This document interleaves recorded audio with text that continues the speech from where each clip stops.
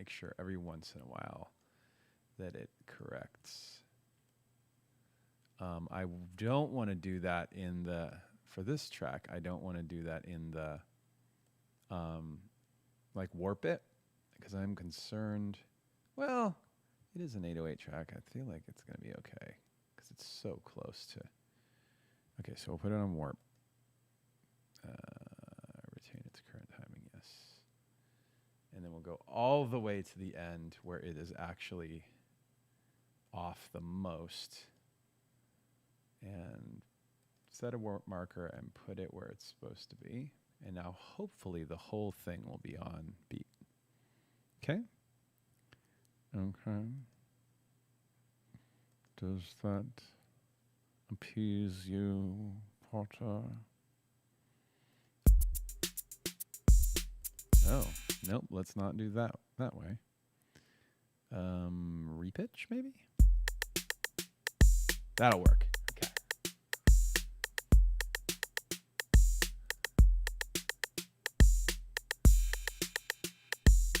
Oh, cool.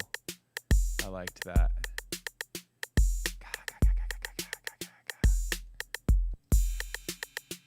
Oh, that was weird. That was because it was on that whatever mode. All right. Let's cut this up. Boom. And every 4 bars, we're going to cut it. Oh, except for the when we get to the triplet.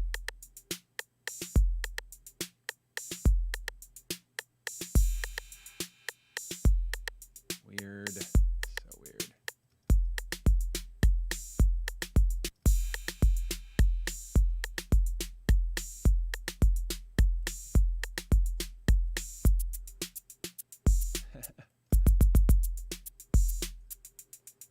So I have these other little bits over here. Cool.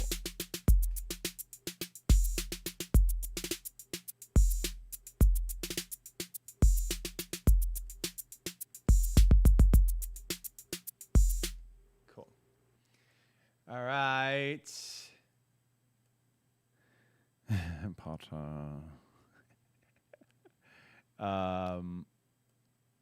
So what if we take this and we put it, this is where the gluing together of the parts is going to start.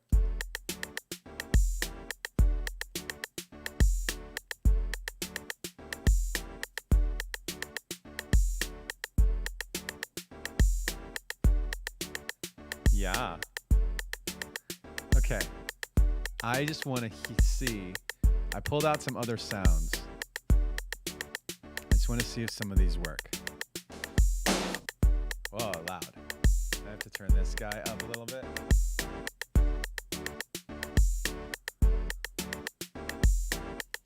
And turn this guy down a little bit. Okay, here's some of my other sounds.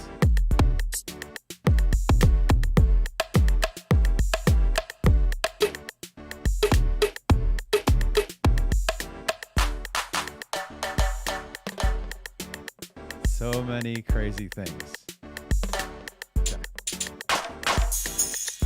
Okay, so those are some sounds. That needs to get pitched.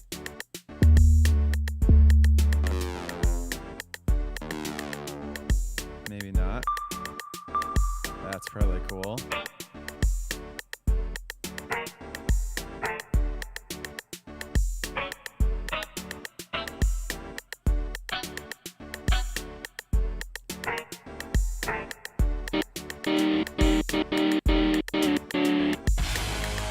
Oh yeah.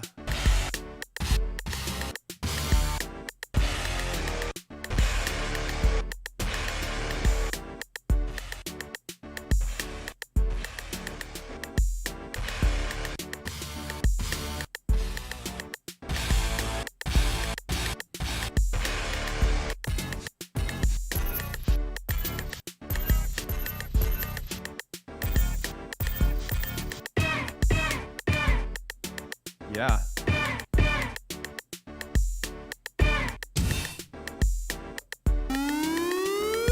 Ha ha ha. Whoa.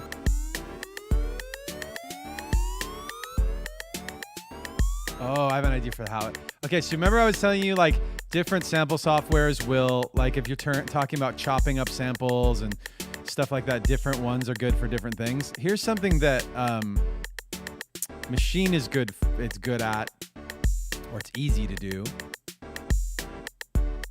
That other software, I haven't really seen other software do this well. So that's just putting it on the beat, okay? Now this is putting it in gate mode, which means every time I touch this button, it's like turning the volume on and off, and I can change the notes.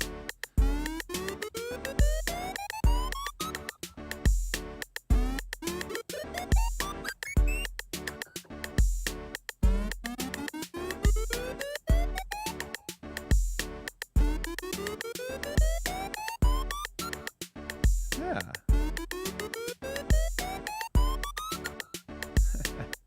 Okay, hang on. I want to really stretch this guy out so that it goes the whole length.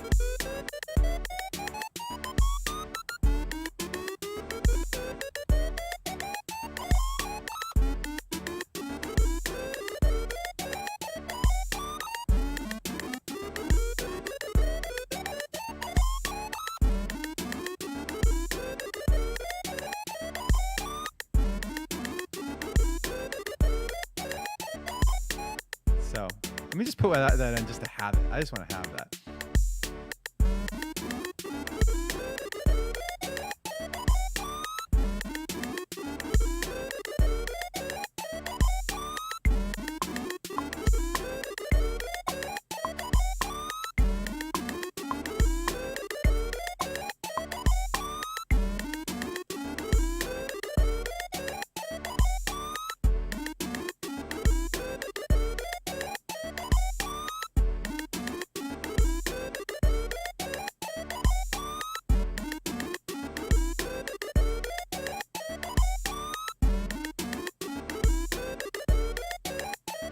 Okay, so that's a cool little, that might be part of our reggaeton thing. I don't know. We'll find out.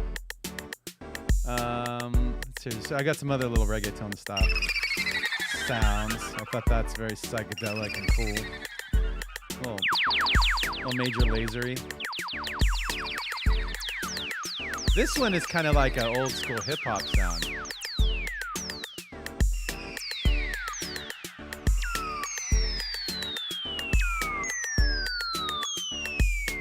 Put a little delay on it.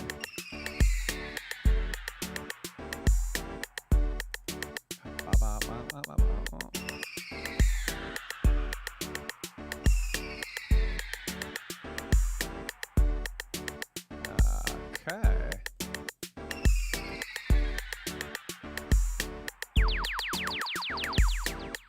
Maybe this one, there's more than one on here. I think that first one is the shit.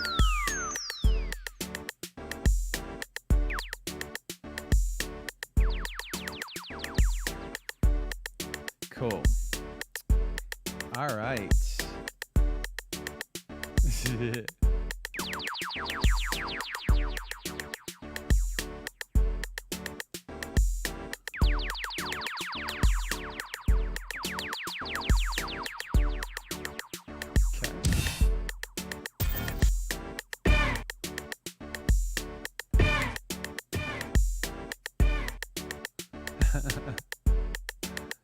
Maybe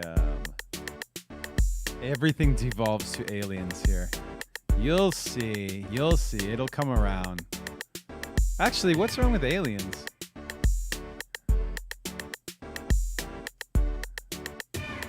What's the humans hating aliens version of racist?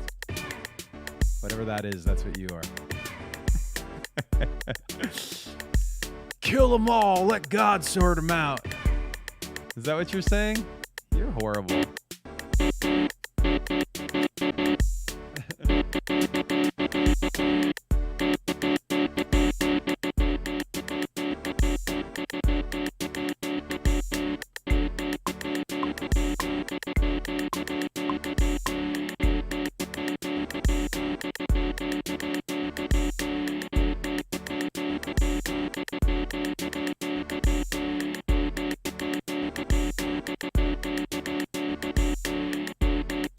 Both of these are kind of like, you can call that like a transform scratch, where you use the transform.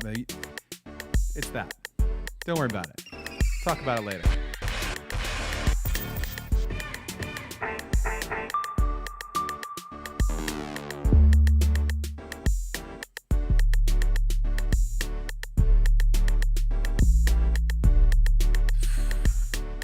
That's gonna be fun. Some of that. Okay. We got some. Okay, we want to start with. Maybe you want to start the song with the actual like sample. I feel like in this type of thing, like you got to give away what it is you're doing in a sense. Like teach the listener, hey, I'm doing this.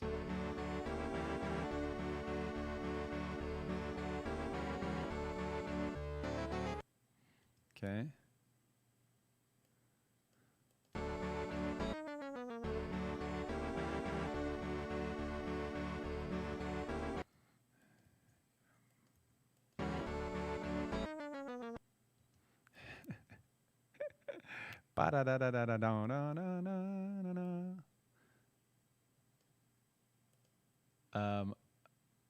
What happens on the front end of this thing here? Oh, it's a whole other thing. Hold on. How far back is the actual beginning of this thing? Somewhere around here. Oh, Jesus Christ.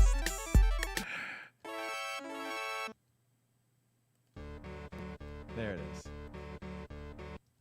All right.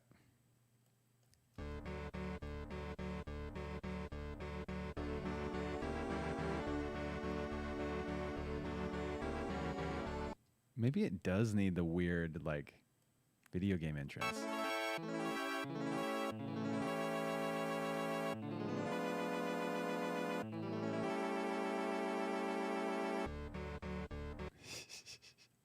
How much of this intro do we want? That? That's the intro.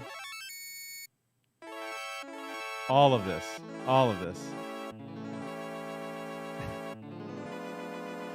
Yeah, we're keeping all of that.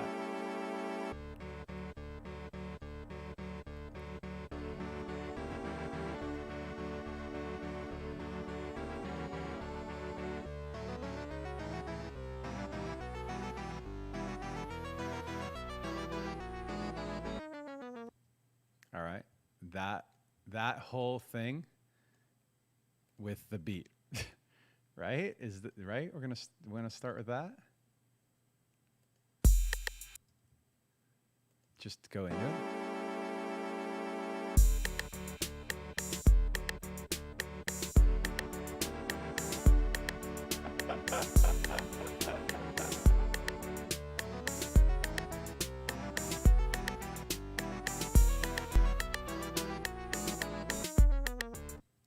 Okay, hold on. We got lost.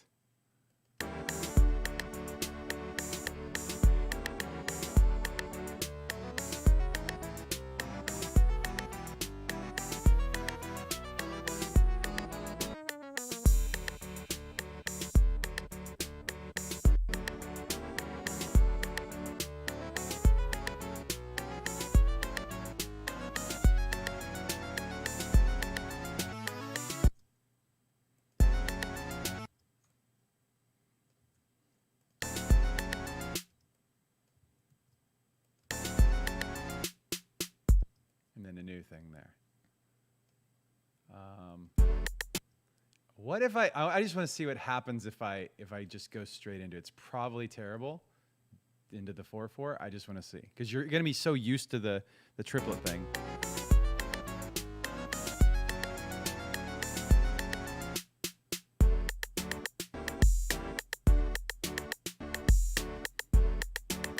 It's not crazy.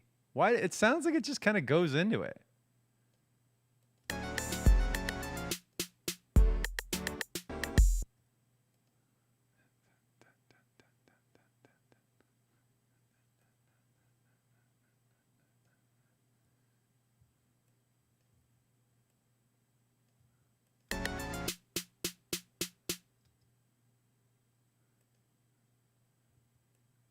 I just want to see what if we just add a little extra.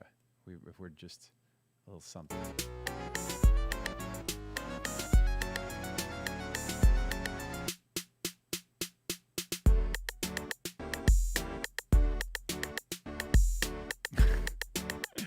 All right, I think I'm just going to go back to the other version where it just goes into it. Wasn't there like a fun little like turnaround?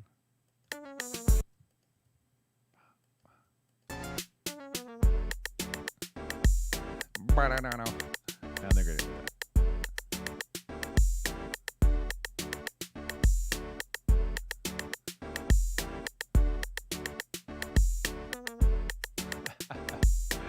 that.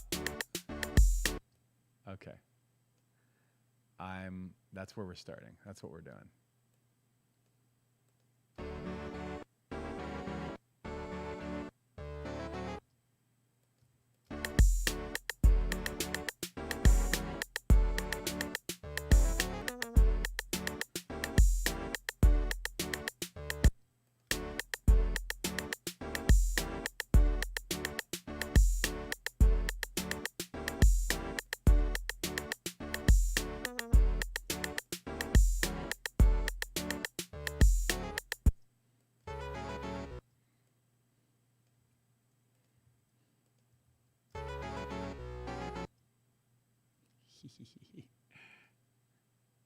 Isn't there a crash coming up?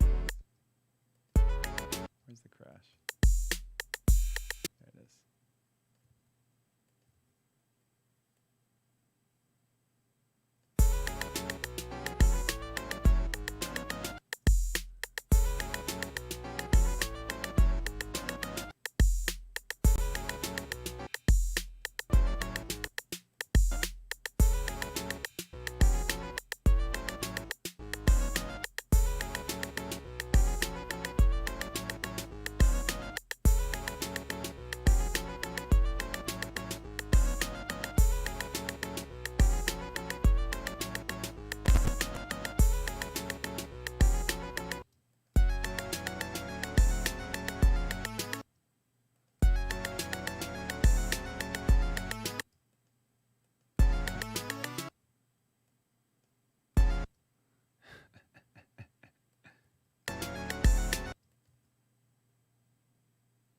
This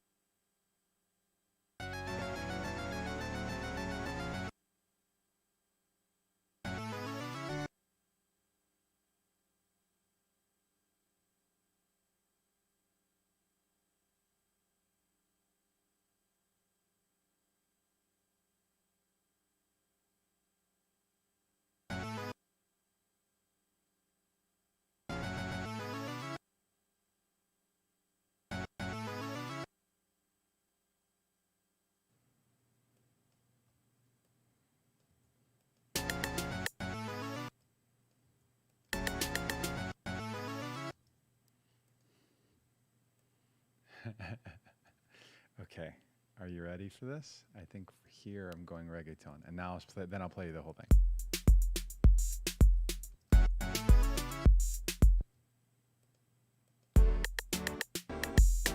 I think I have to use this part, don't I?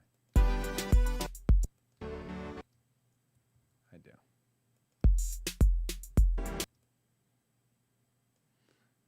Okay.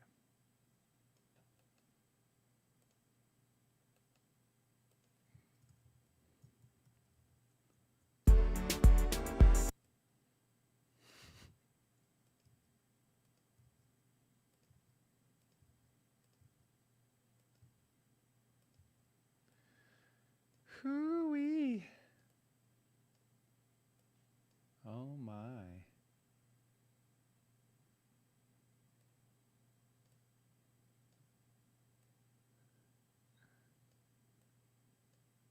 Is it fun listening to my mouse click? Is this grade A content right now? All right. I know, not the most exciting. I feel like I should put on other music while I do dumb stuff like this. From the top. Is it too quiet? Too quiet. I fixed some settings, but I think I made it too quiet here. All right, there you go.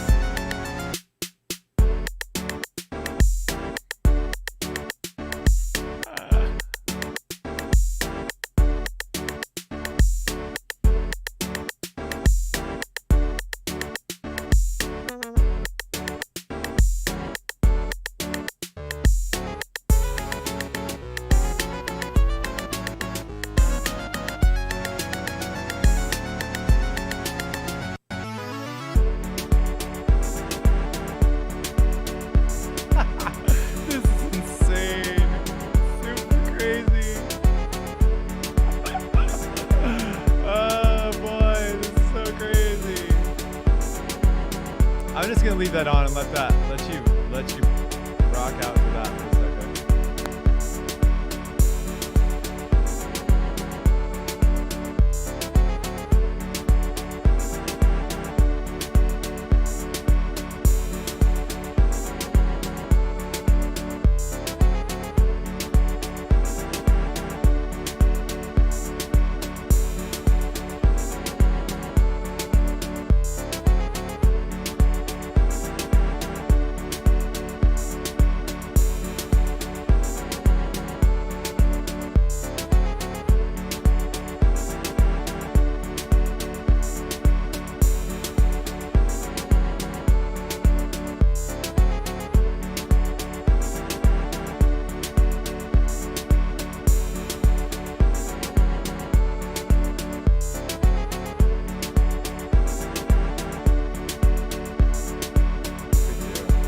Trying a different approach for this next part. I'm going to grab the front end of each.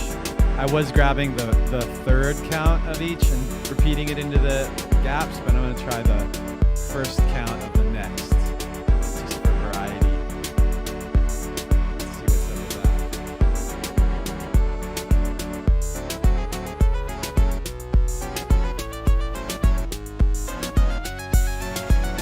I like it every other one.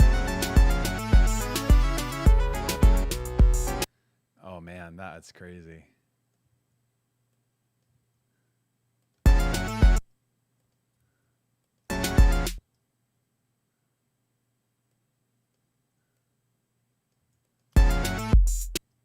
I want to flip it right there.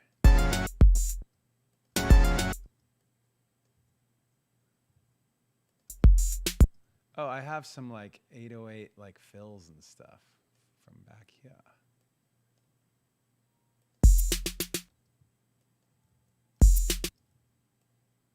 Okay, let's see if I can put that at the end. Oh.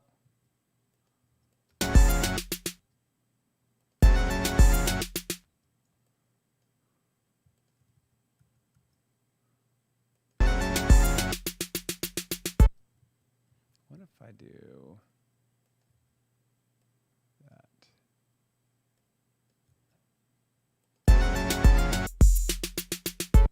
Okay. And then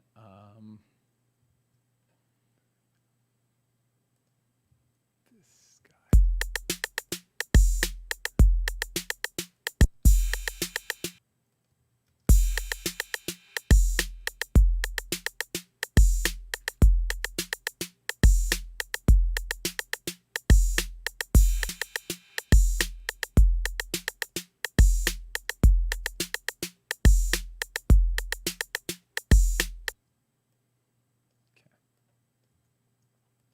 Two go rounds of that and it's a wrap.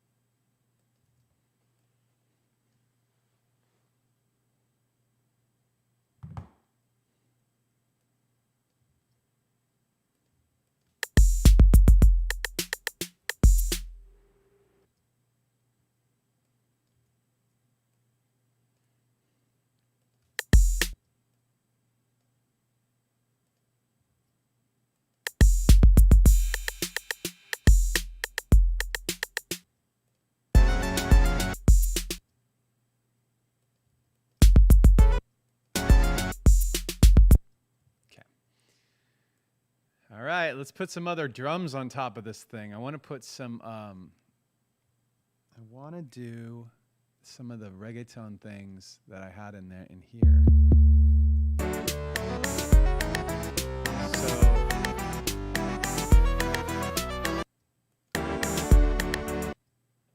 Okay, so this is the waltz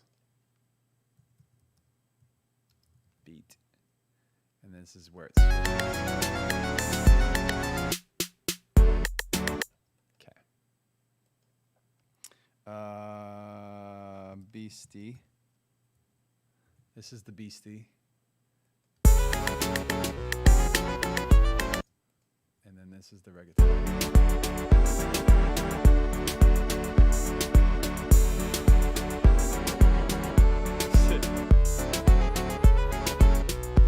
Let's play with this part. Let's put some drums on it.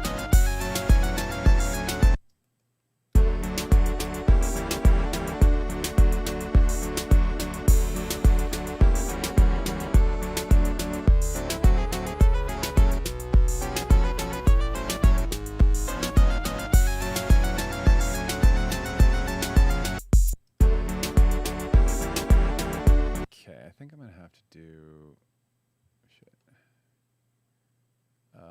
duplicate. I'm gonna have to do this.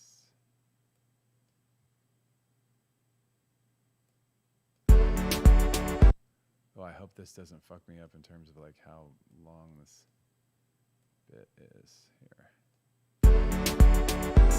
Where's the Beastie Boys part? Oh boy.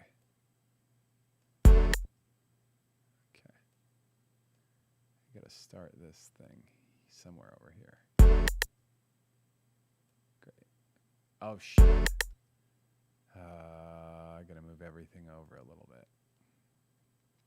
I think I have to insert like one bar. Here. Let me show you why.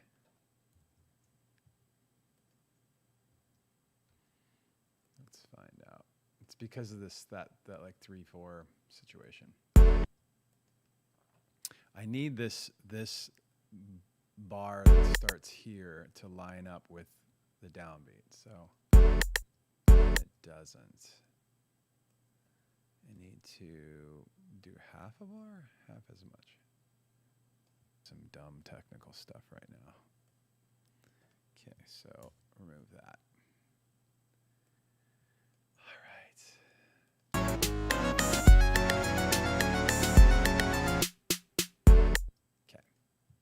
Beastie. Oi, oi, oi. Beastie.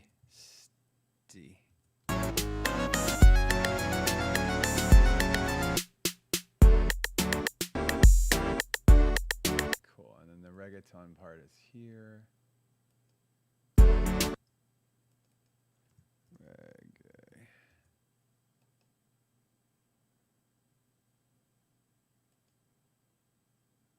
Okay.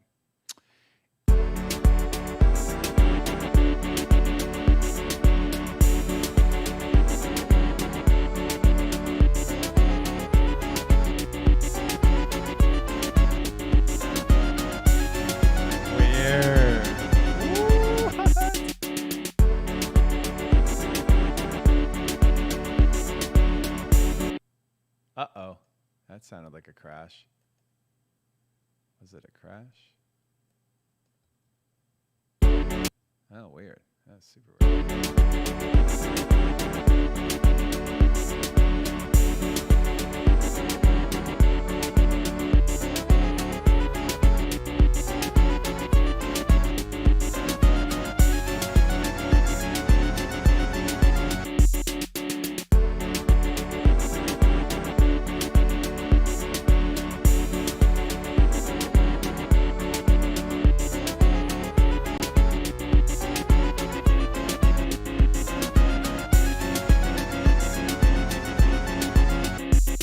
Weird. We have to figure out that second half. Double.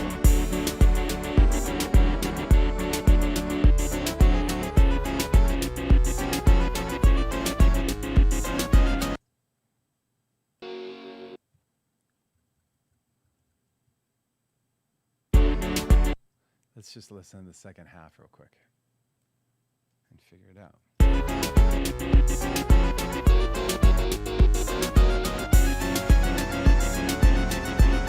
Dang.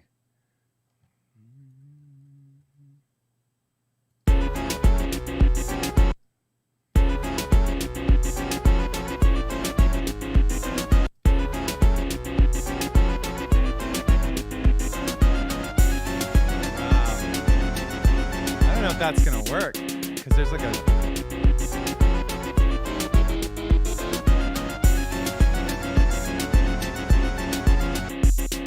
okay, might have to take that out. Gotta take it out.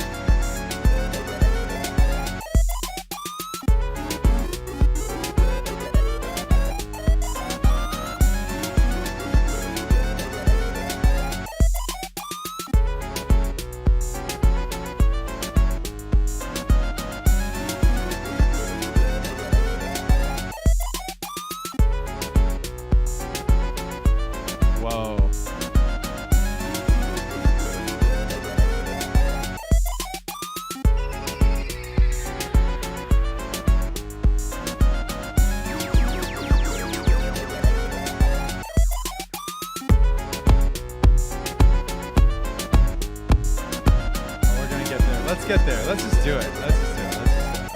Let's get into it. Gotta do it.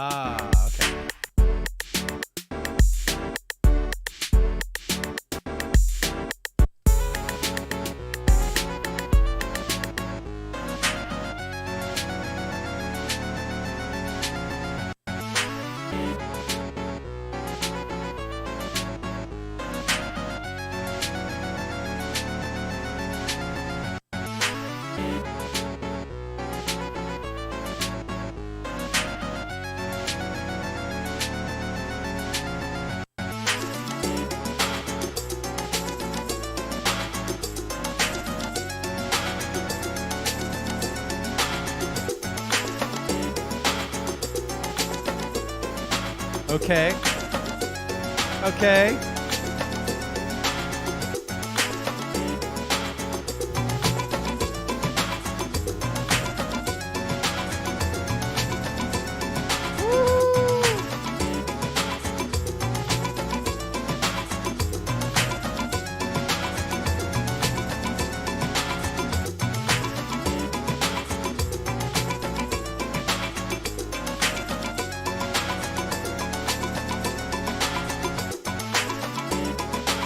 Call this one vibes, so I know to come back to it.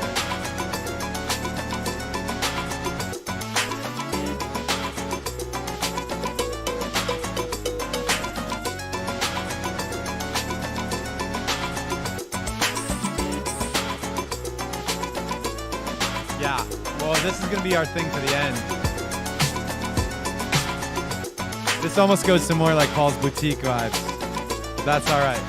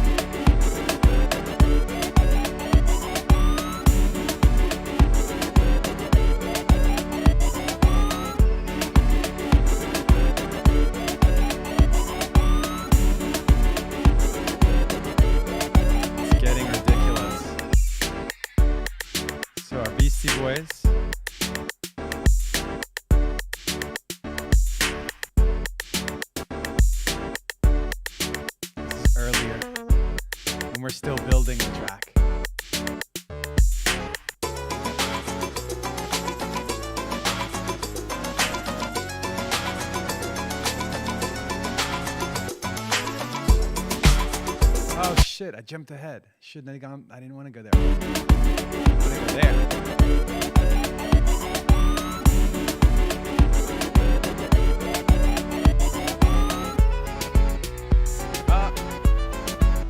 I need something in there.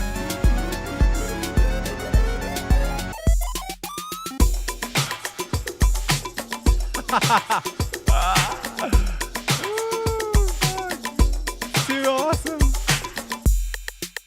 Okay. We're gonna get to that part. That's gonna be fucking great. I like that part a lot. Recur. So we need something. The parts are coming together. They're getting exciting. They're getting fun. So we start. I didn't do the ASMR. What do we need to do? What kind of ASMR goes in this song? It's very.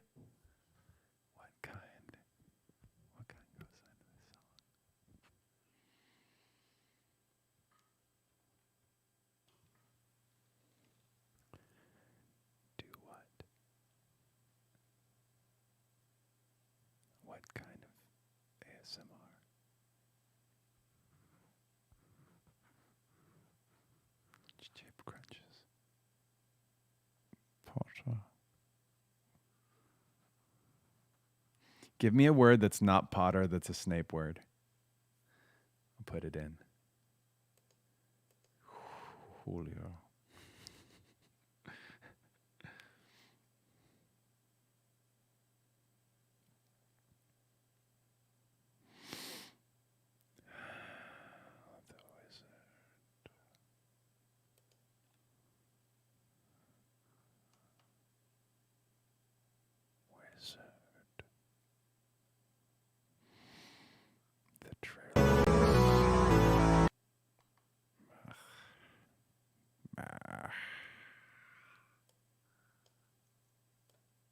You want the trail mix?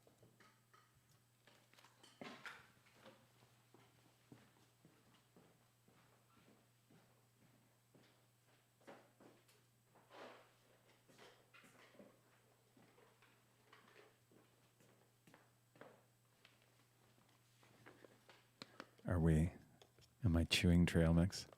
Are we shaking trail mix?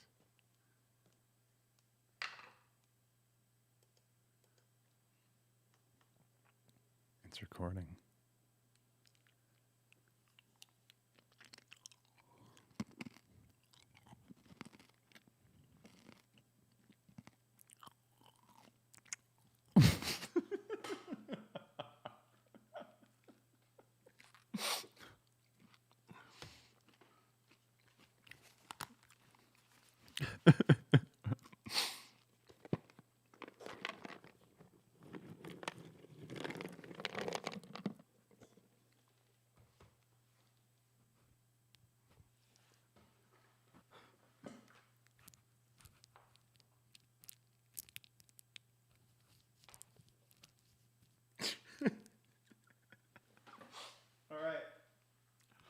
That's what you asked for. You're asking for that.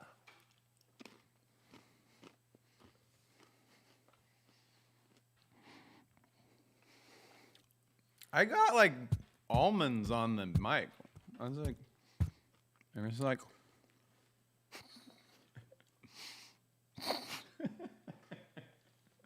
it's so dumb.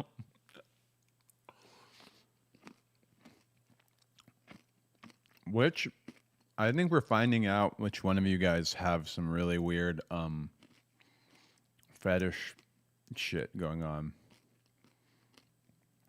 Everybody making jokes about everybody making jokes about nuts is getting muted by Nightbot right now. All the notifications are showing up.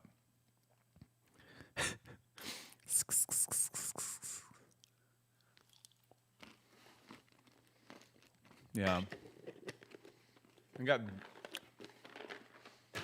Don't think I don't know about you and your Visco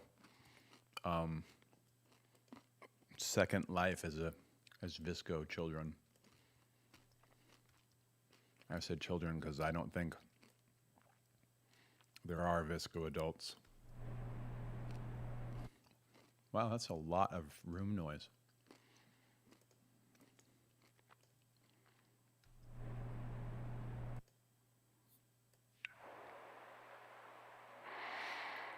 The trail mix. Wow, it's really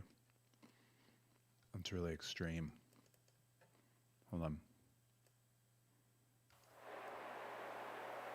Wizard. All right. I'm with it. Wizard. That's one thing. That's a sample. The trail mix. The little at the end is awful. That's really painful. It's recording.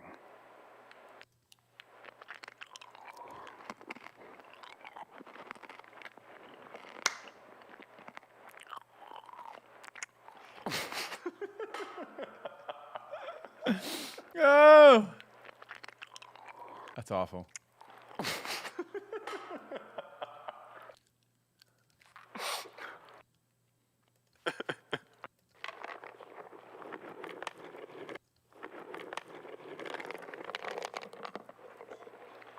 Okay, I've got to put that in somehow. That's great.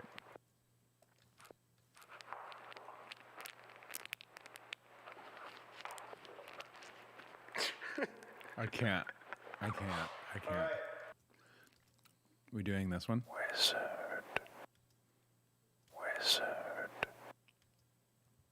I think that's the one.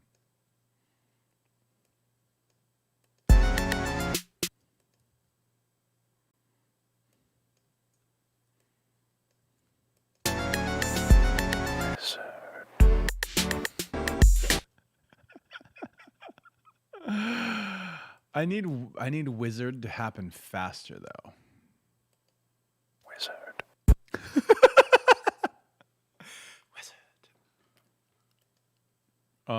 Okay. So wizard, very quickly. Let's see if we can get it to fit in this much space. Wizard.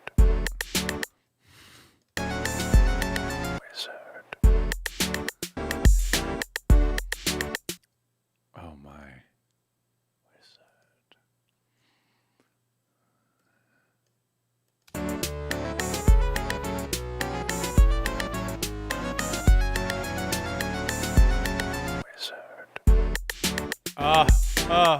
Yeah.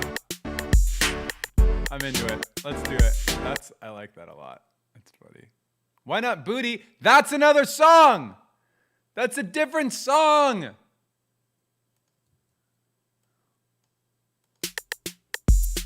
Trail mix. The trail mix.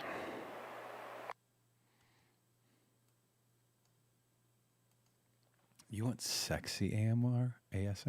I don't know what that means. Sexy is subjective, my friends.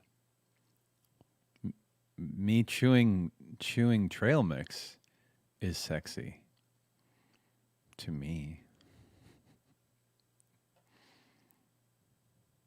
Auto mod is also. Do I have 3 mods on here? Digital, like automated mods. I might have 3. I might have a Twitch auto mod and Streamlabs and Nightbot. Stop spamming symbols, Nightbot says. Okay. Oh, apparently you can't say fetishes or sultry. No, that's not appropriate, Nightbot. Don't hold those comments. They can say booty. That's okay. Okay.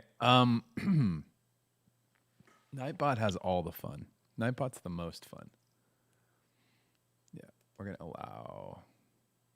Well, okay, you can't tell Nightbot to fuck off. That's not appropriate language. LP saves us all. Don't think I didn't see that.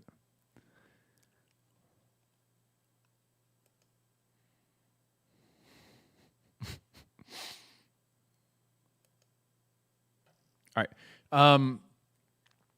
Let's see. I feel like the 808, the first 808 section. Okay, let's take these bit by bit. That's cool. This is great.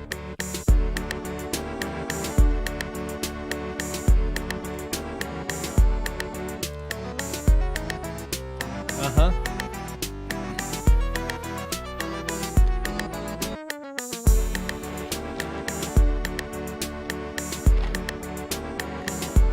You guys need to get your own trail mix and enjoy the trail mix with me at the same time. Conmigo. Oh, Warriors Wizard. Oh, shit. Ah!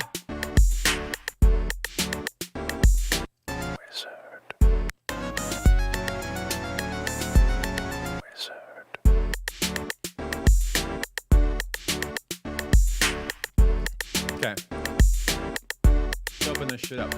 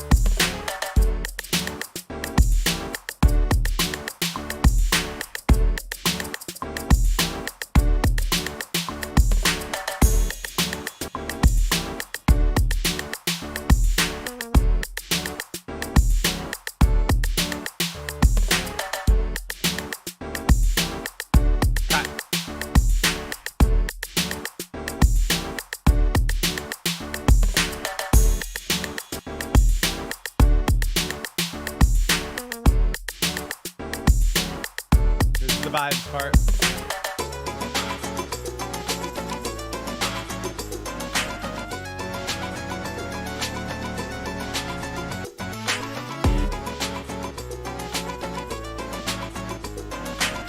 Maybe the reggaeton part needs that over top of it.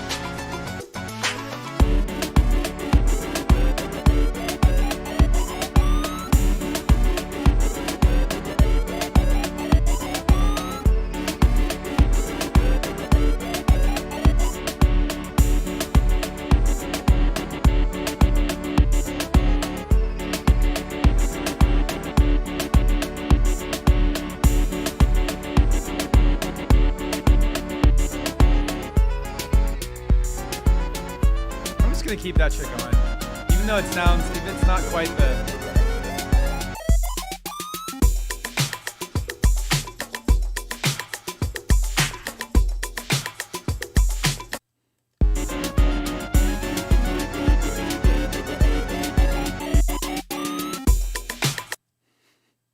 We need something there,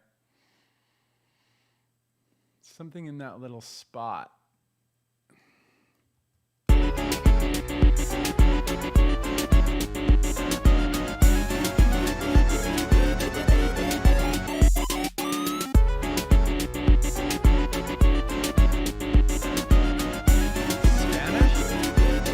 You en español? What do I say? What do you want it to say? What do you want it to say? ¿Cómo se dice? What do you want it to say en español?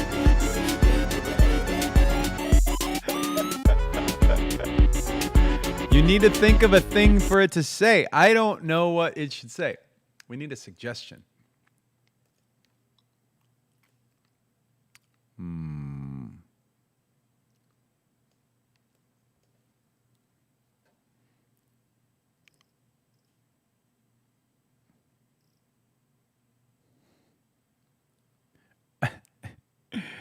You guys are out of your minds. Is the chat frozen? No, it's just that you guys don't have anything to...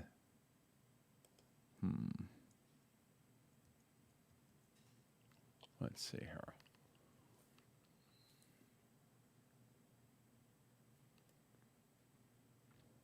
Muy caliente. Booty en español. ¿Dónde está el baño? Tell us a story in español. I don't know. I think my español is not good enough to do a story in Spanish. That cannot happen. Mami, tú quieres perrar. Perear? What's perear? Is that? I might have said something bad. I don't know what that means. Muy caliente.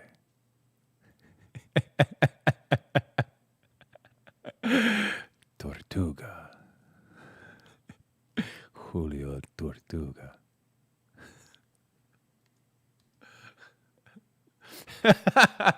Everybody's laughing in español.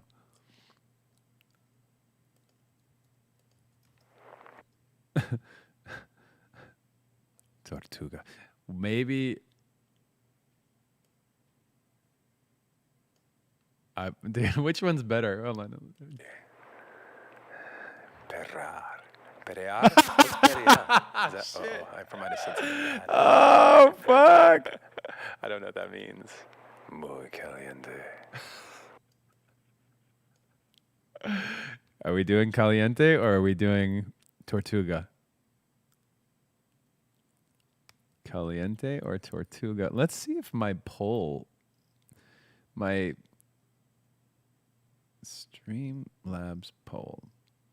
Let's see if it works. I want to try the poll.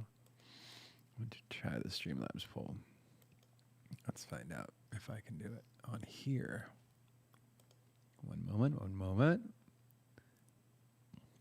Un momento.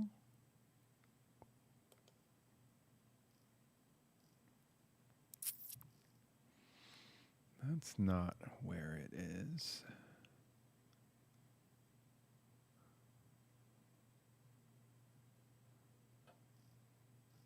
was the thing? Hold on. There was like a widget thing that was, you could use it to do this thing.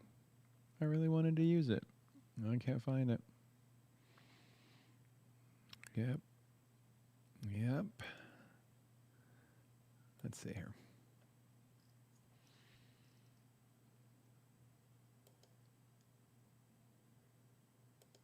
Let's see if we can just put a poll in the top.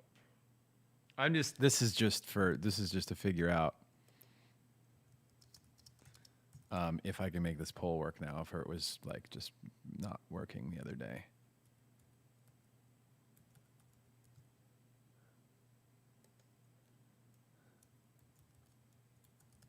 Okay. Good God, caliente. Okay, start poll. Let's see if it works. Service error. The poll doesn't fucking work. All right, so now I have to do it the other way. Hold on. I want to do an official straw poll, and I have to grab the straw poll. Let's do it in the chat on Twitch. Okay, here we go. Ready?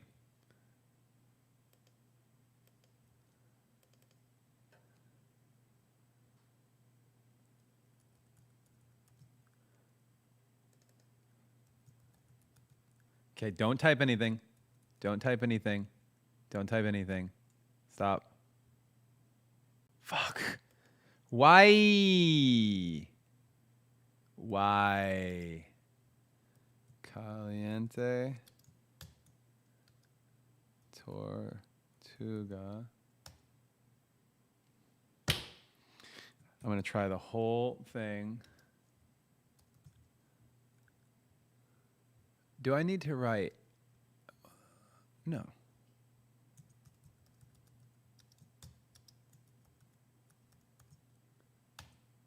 Yeah, it's not working. There's nothing I can do. Twitter poll? Fuck that. Instagram poll. It didn't work. I tried to, all I'm doing is I'm trying to up the horizontal slash. Need a title? Oh. Poll. New. Choose. Caliente.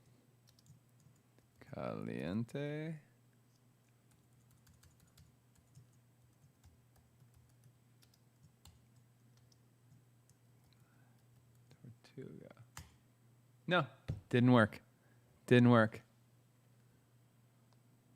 Oh, it did it. I did it. Oh, it worked. So go to the straw poll. Okay, there is the link. It worked in the chat. It worked. Oh my God, that was so painful. It was so painful. Okay, guys. Got some votes going. Here it is again. There's the straw poll link. Don't miss it. I'm going to hit it one more time. Don't spam. Don't spam. Don't spam. There you go. Had the chorus of the waltz. What? Add the chorus of the waltz. What do you mean? The chorus of the waltz. Which one is the chorus? This is the part I liked. Well, let's find the chorus of the waltz. It's the 7 minutes long, by the way.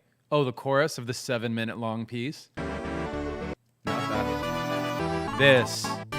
Right? That part? That part. Is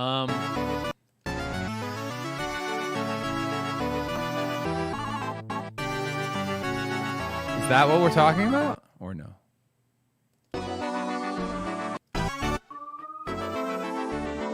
Is this the chorus? I don't know what the chorus is to you.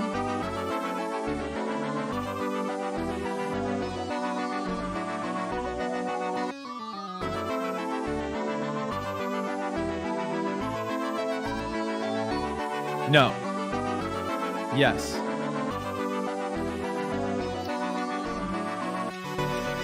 Silvia.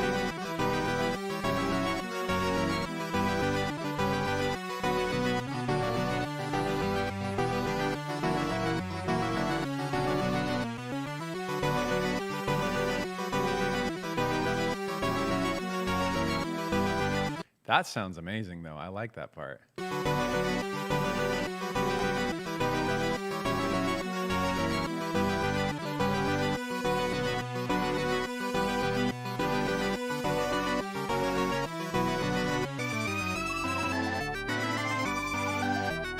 Where's the other? I want that to end.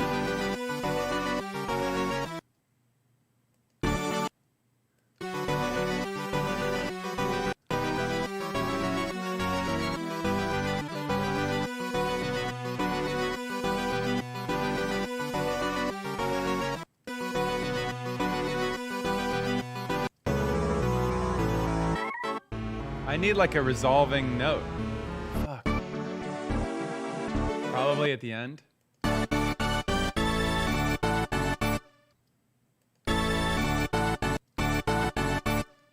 Wowzers.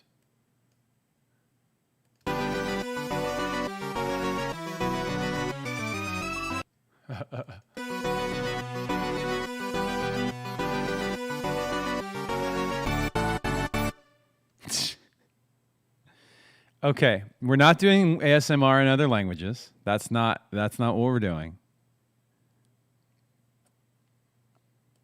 What else we got? What else? I don't know what the chorus is.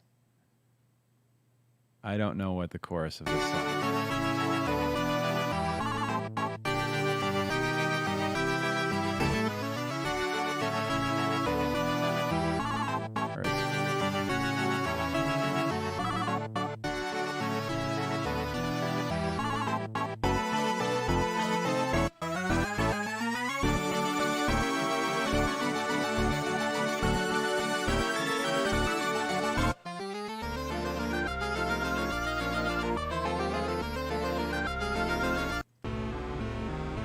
That part was the chorus. This?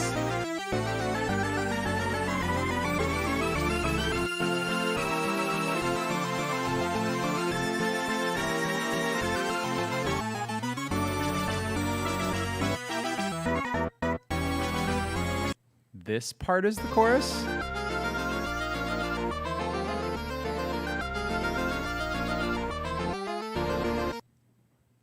Is this part the chorus?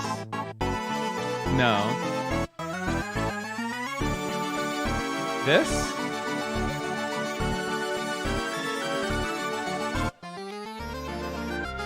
That was it?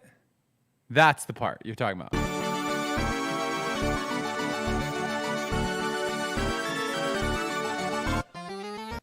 Just till there. Okay. Let me see if I can make that work over the breakbeat at the end. Because then we get the thing. Trail mix. Then we get trail mix. Okay.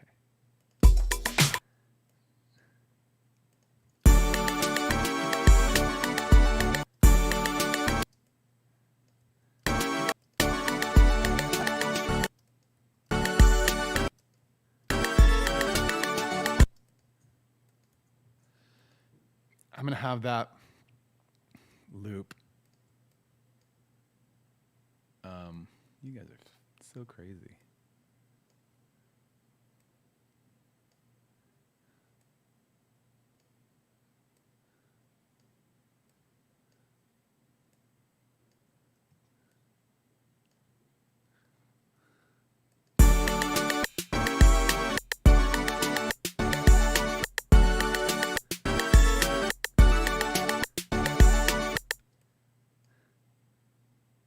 I'm going to repeat that twice.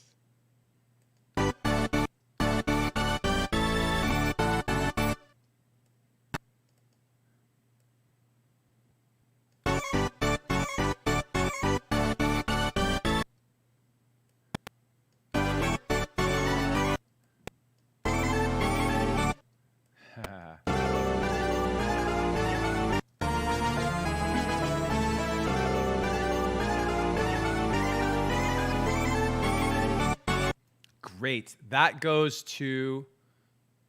Okay, this is great. That's a good thing that just happened.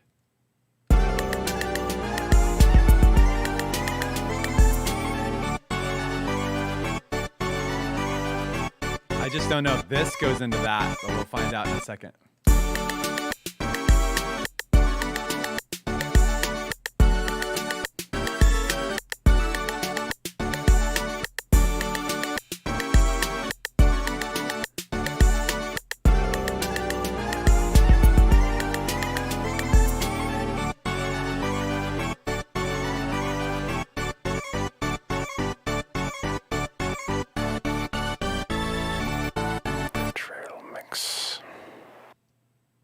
Ta-da!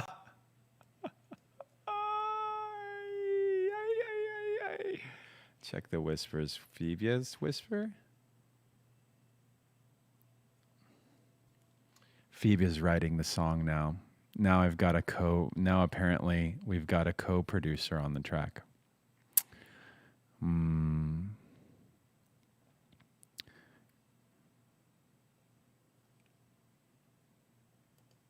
The part that she wants in the song is the part here.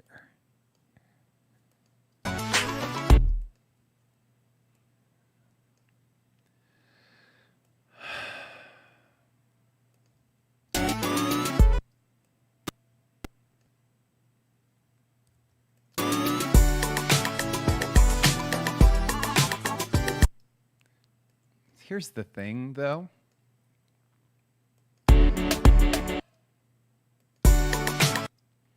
Didn't I use that? Maybe I didn't use it.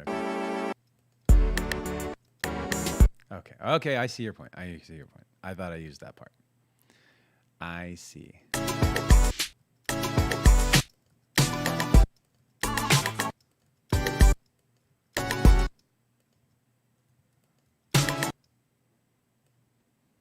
Got it. Gotta cut it up.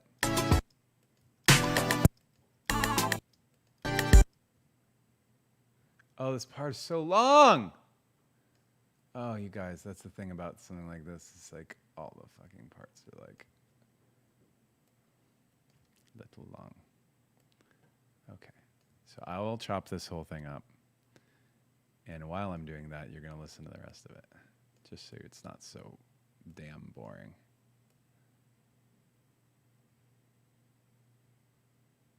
Oh my God.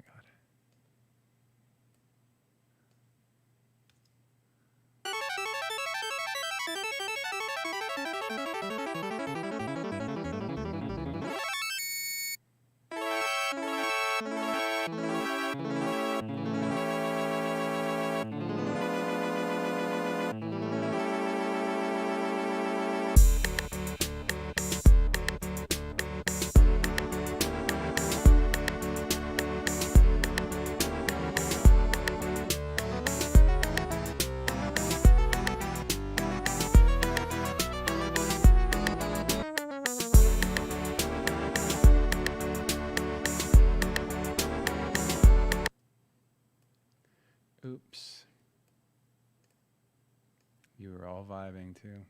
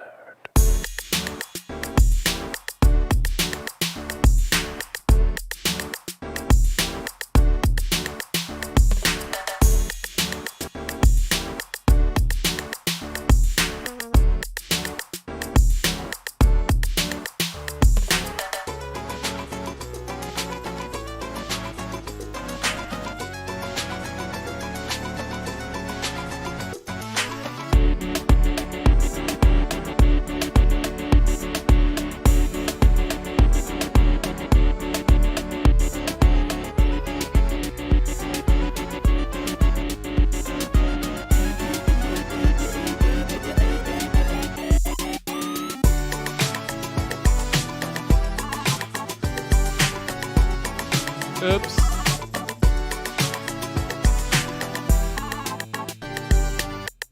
We have a problem.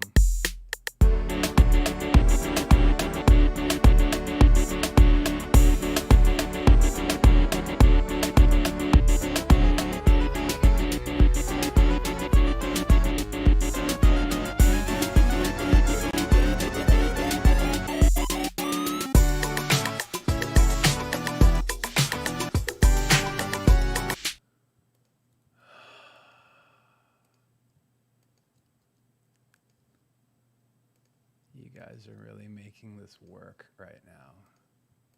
This is turning into a job.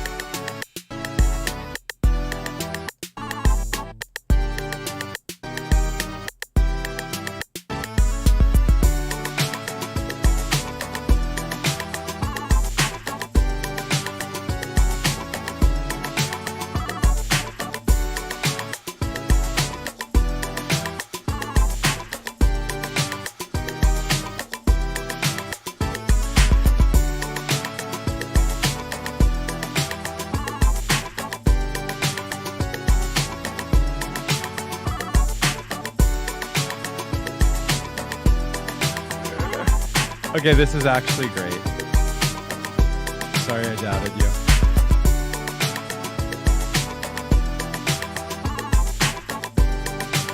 Hold on a second. Which one of these did we want in there? The trail mix. We wanted the trail mix. This was Wizard, and then this was... Oh no, this one was our...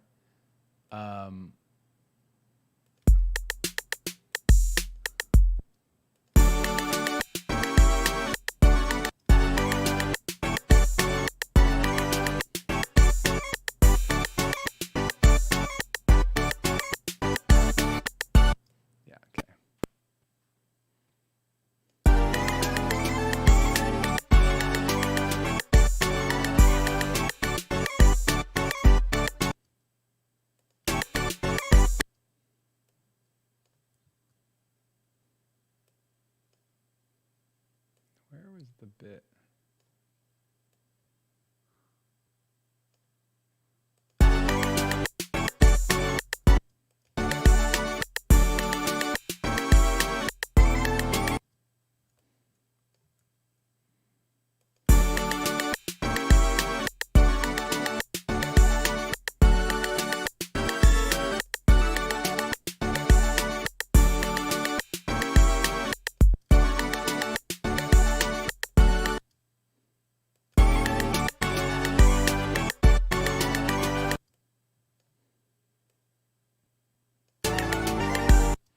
I just have to find that bit that I used here. Okay,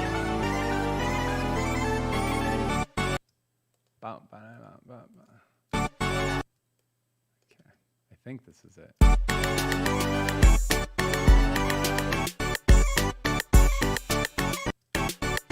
It was that.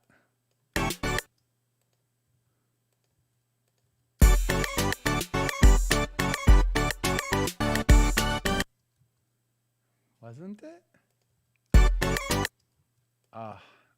I got lost. I got lost somewhere over here.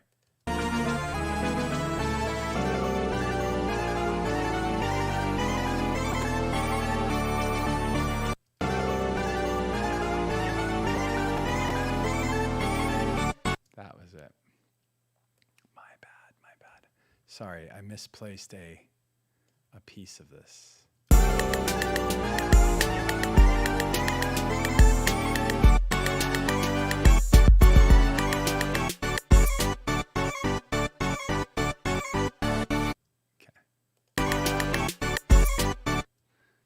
I think I need to use the waltz beat pieces.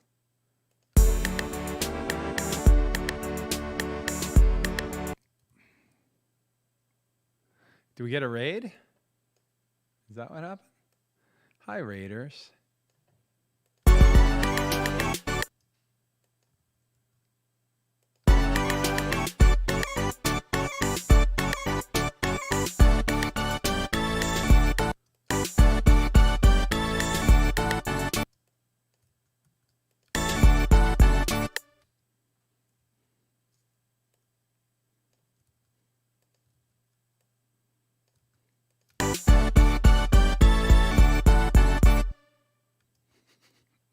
You have, Raiders, you have joined us in a very interesting situation.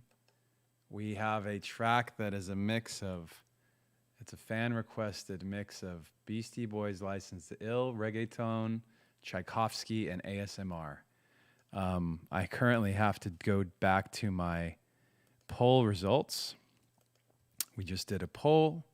The poll says that I am using the following, let me find it, the following ASMR, the following sample. I don't know what that. I don't know what that means. Muy caliente. There it is. Muy caliente. Yeah. Muy caliente. All right, so that's going in right here.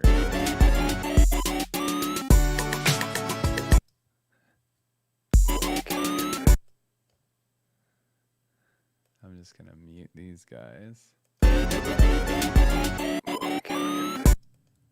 And then I'm gonna take out that stuff in here.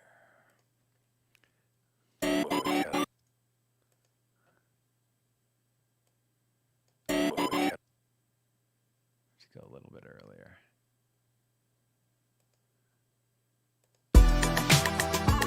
Ah, fuck. Where was it?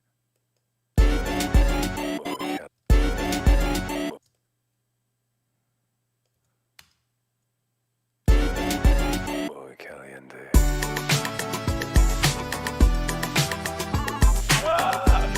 Oh, this shit is so crazy.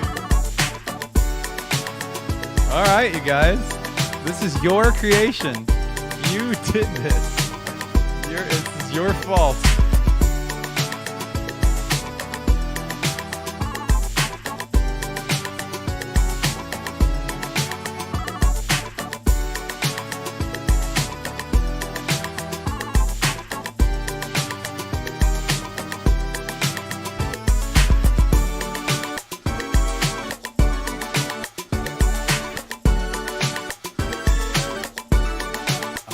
I gotta do the little.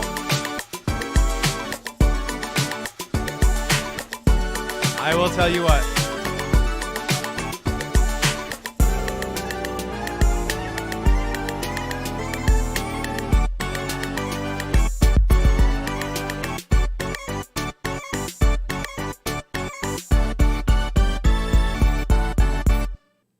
That's fucking crazy. That whole thing that just happened is so crazy. We got raided on the, we got multiple raids on the weirdest day possible when we made this shit, which I love, but it's crazy. It's crazy.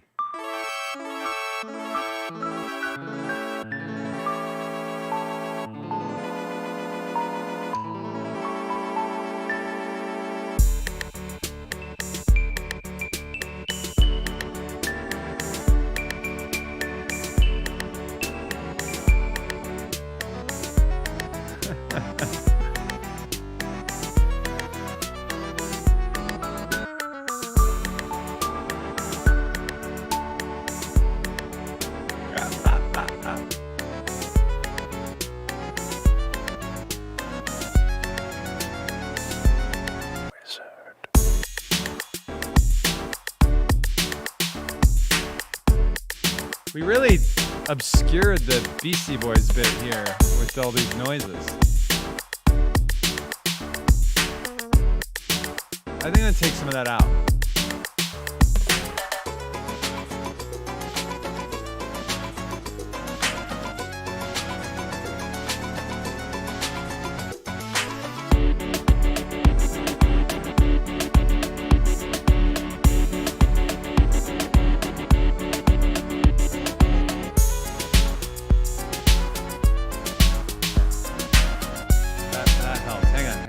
back to the BC Boy fight.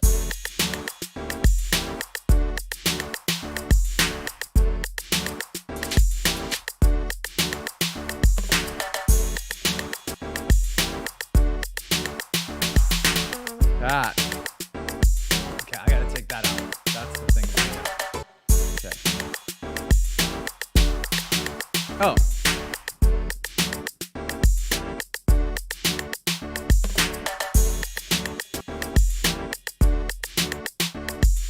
That helped. Okay.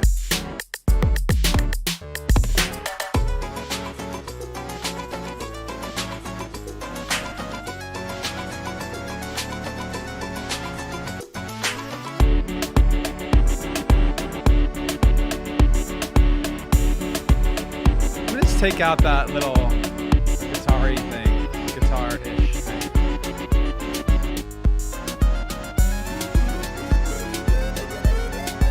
Muy caliente.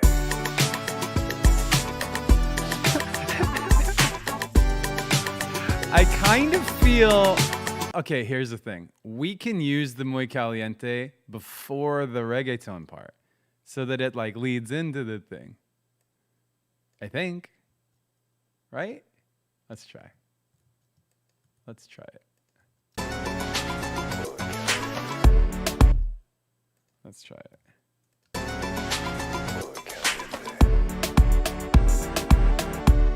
Okay, and then we'll just mute this guy for that little moment.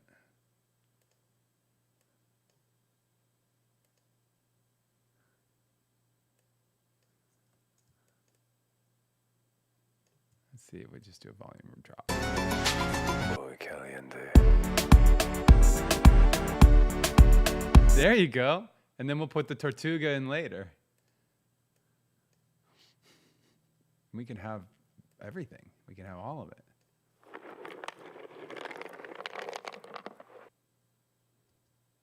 Julio Tortuga. Tortuga. Okay. It's so Tortuga.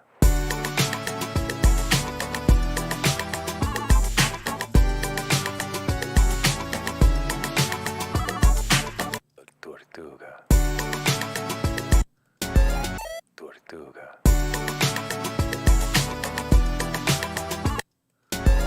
Tortuga.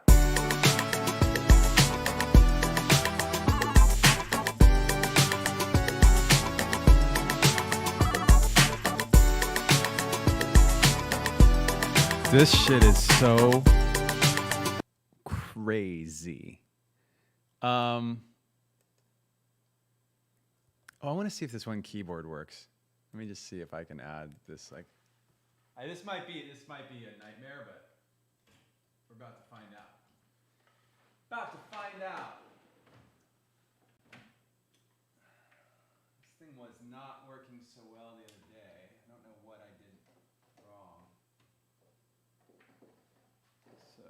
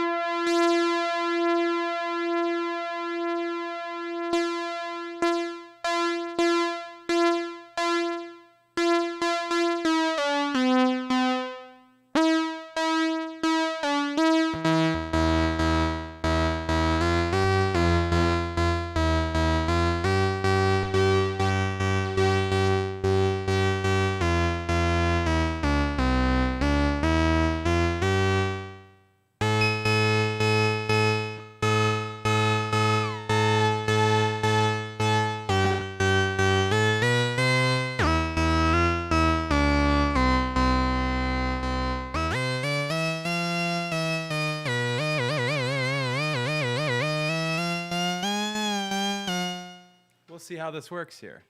Yeah, right.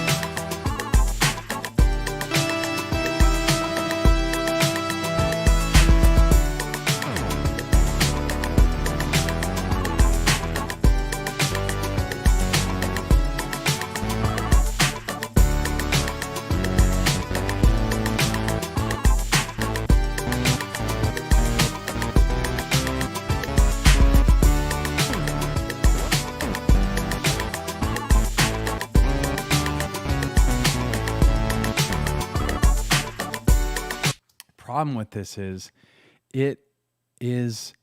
the chord changes are crazy and I don't know them yet, so I don't know if I can mess with that right now. I feel like I would have to know all the chords because I will be all over the place if I don't do that. We're good. I feel like we're good. I feel like we made it. You guys want to spin the thing? Oh God. Do I have a spinner on here? Hold up. Let me see if... hold on one second. Let me just check this here.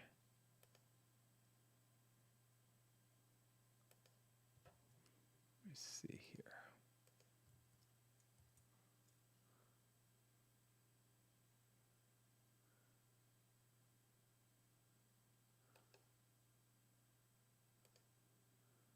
Okay, cool.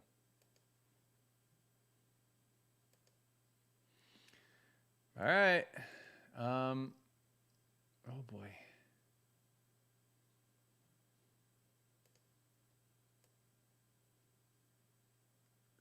There. Okay. I do have a wheel.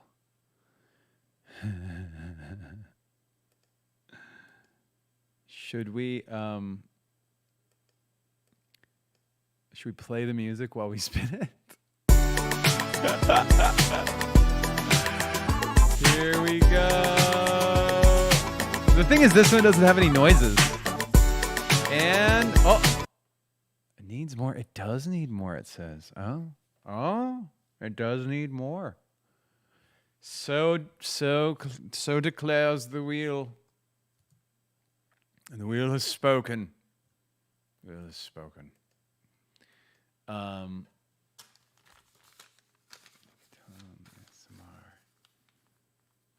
Let's see. What other?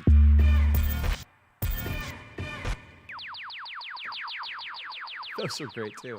Okay, a couple more sounds. Oh, I didn't add like this to this part, which is probably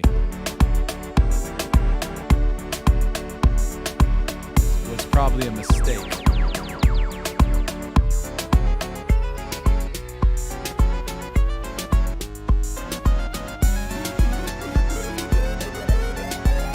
Tortuga. Wow.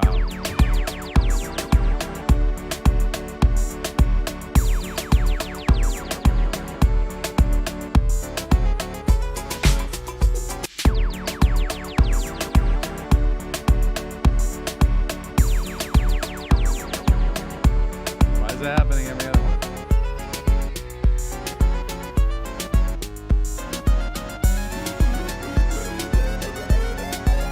Tortuga.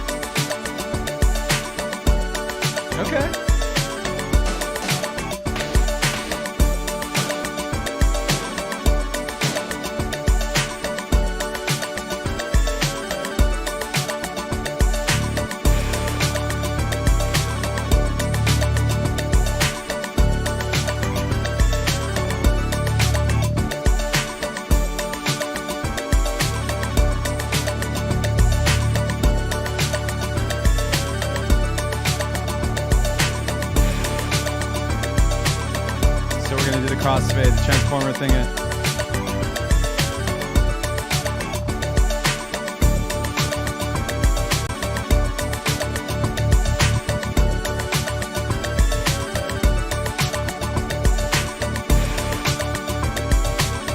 All right, we really.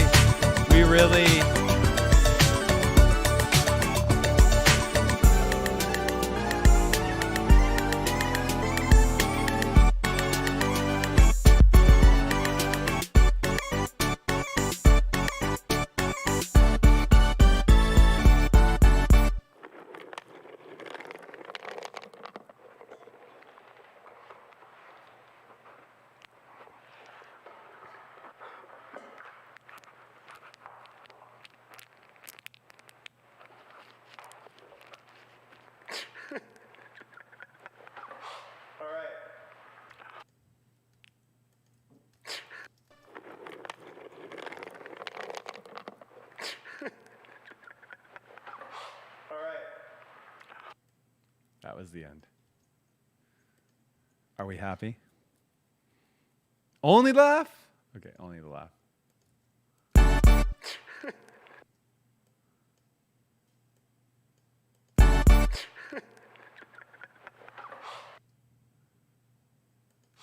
right. We just make it a little shorter. All right. That's a pretty tight little ending. From the top? From the top, or are we doing questions? Okay, from the top.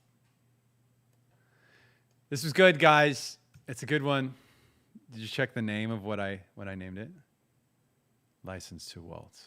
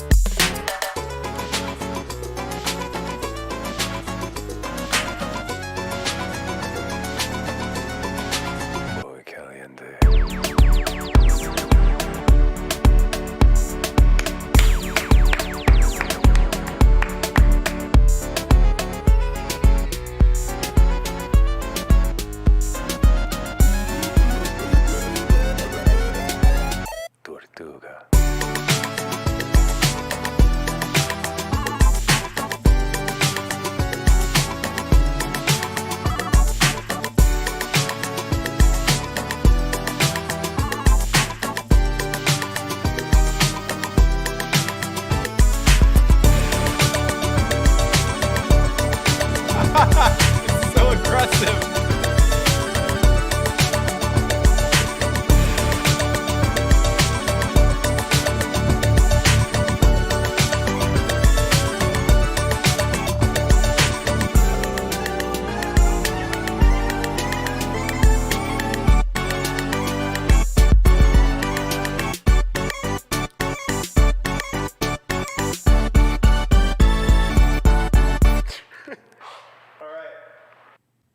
I thought of what it needs after the tortuga.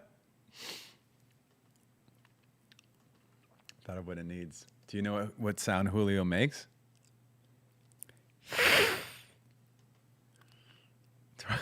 Julio makes that sound.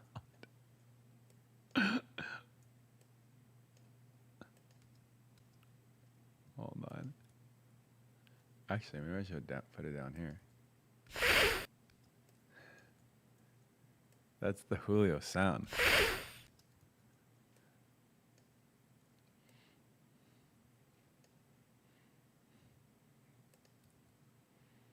Let's see if I can just back this up to Tortuga.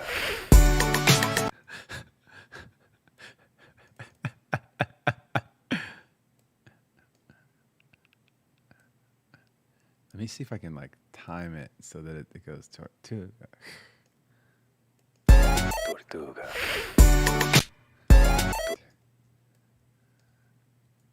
I don't know if that's what's gonna. Tortuga.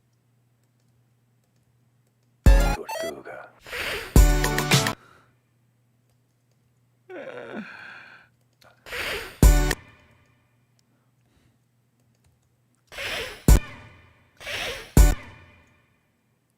Tortuga. I don't need to transpose it, but I do need to kill that noise. Where's that noise? Oh, was it? Did I mute it? No.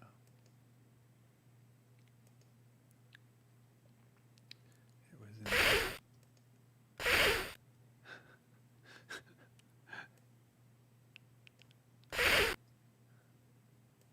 Tortuga. Tortuga. Tortuga. Tortuga. Tortuga. Okay, can I make it go? Tortuga. Uh-huh. That's gonna be better. Tortuga.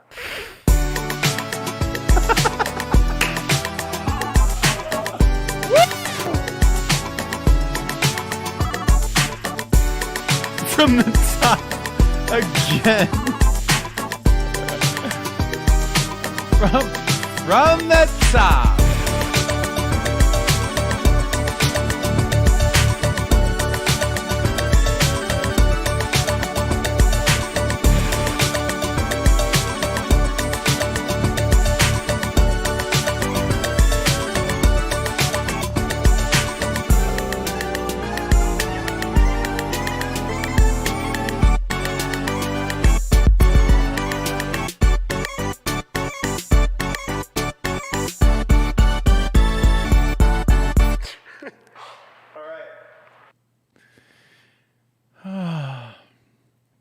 So this is what it's come to, huh? This is where we've arrived.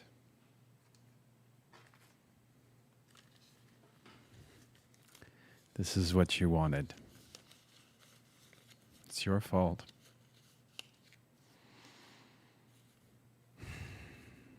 You know what would be fucking insane? Like really insane? Is I'm turning off the like limiter thing. What would be batshit crazy is if like people listened to this. Like, and I mean like lots of people. It's already the thing that we did. This thing that I made is crazy, but if people listened to it, you know that the world would be off track. You know that that'd be a sign that everything's over. We've all had a good run, and no more. No more. And then that would be it. Be it for all of the human race. I'm putting on some other music, some of our other jams. I'm going to answer some questions, and then I'm going to get it out of here. That was really fun, you guys. I was fucking with you guys a lot today, but a little tedious. I think that the hard part about that jam was the editing, like making it so that I don't have to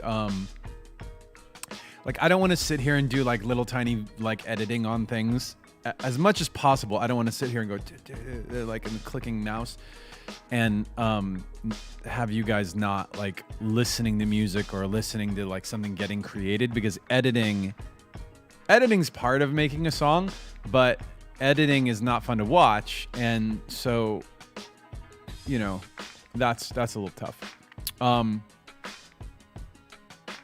gonna let you guys sleep on this one. I've already like delivered the first volume of these jams for distribution to put on streaming services and whatever. So for the second volume, would you prefer, and then you can't answer this right now because we just made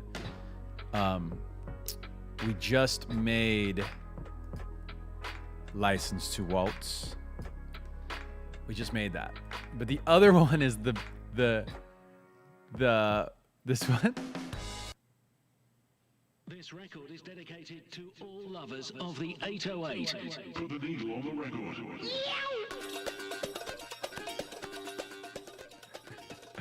They're both crazy. They're both crazy. So you guys got to figure out amongst yourselves which one. They'll both come. I'll make them both available. They'll both come out.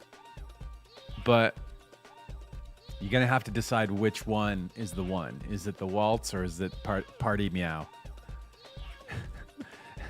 Yeah, you gotta choose. You gotta choose. It's the waltz or it's the party meow. You can't have both. Should we do another poll? Let's see if I'm good at polls now. Okay, ready? Poll. New. Which song? Waltz or party meow? Okay, let's see if it works. There it is. Straw poll. Returned an error! An error! Do you have to get rid of the old one? Huh.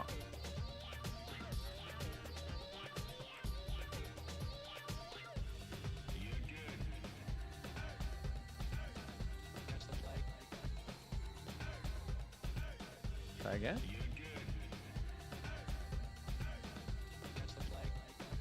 Huh. All right. These. Oh, was that it? It didn't do it? Which song? There we go. Okay. The waltz or party meow? All right. I'll post the link again. It worked. So, yeah, Nightbot's good. Nightbot's got it. The chicken drop. Don't worry about the chicken drop, you guys. Don't worry about the chicken drop. How many jams in the first volume? I think I'm doing... How many am I doing? I'm not going to tell you which ones either. You got to trust. This is the part of the artistic decisions that have to be made. This is part of what keeps me happy, is to take them and choose the right ones and mix them from one to the next and make a presentation out of it. So you got to leave some of it to me. I'm not going to tell you which ones it'll be.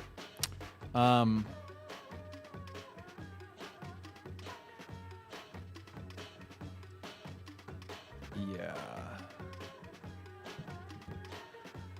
Okay, so I shouldn't have even had you guys vote today because we just made the waltz. We just made it. I'm always more excited about the thing I just made than I am. Well, yeah, usually, unless it just sucks. But if it's decent at all, I'm always excited about it after I make it, and then like the next day, it's like, is it good or is it not? I don't know. This one needs some help needs to get mixed a little bit. Oh wow, lots of redemptions for loops. That's a lot. What the hell? Lots of questions. Okay. Blackout Music, here's some questions. Blackout Music said, it was said that LP worked with the Chainsmokers during making One More Light. No. That actually did not happen. They came to a show. I mean, yeah, they came to a show and we met them. I think that was it. Rio Dare said, will there be a Minutes to Midnight 2 if Linkin Park returns? In the sense that Minutes to Midnight was like a reinvention, then yes, we would have to reinvent in order for that to work.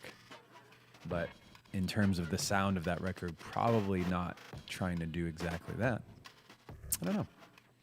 Jose Pablo S22 says, if I grab your hand in a post-traumatic concert, does that mean we're friends? Love from Costa Rica. Yes, Jose Pablo, it means we are friends. Nadine 76 says, hey Mike, what's the most beautiful moment in your life that you will never forget? Definitely today's jam.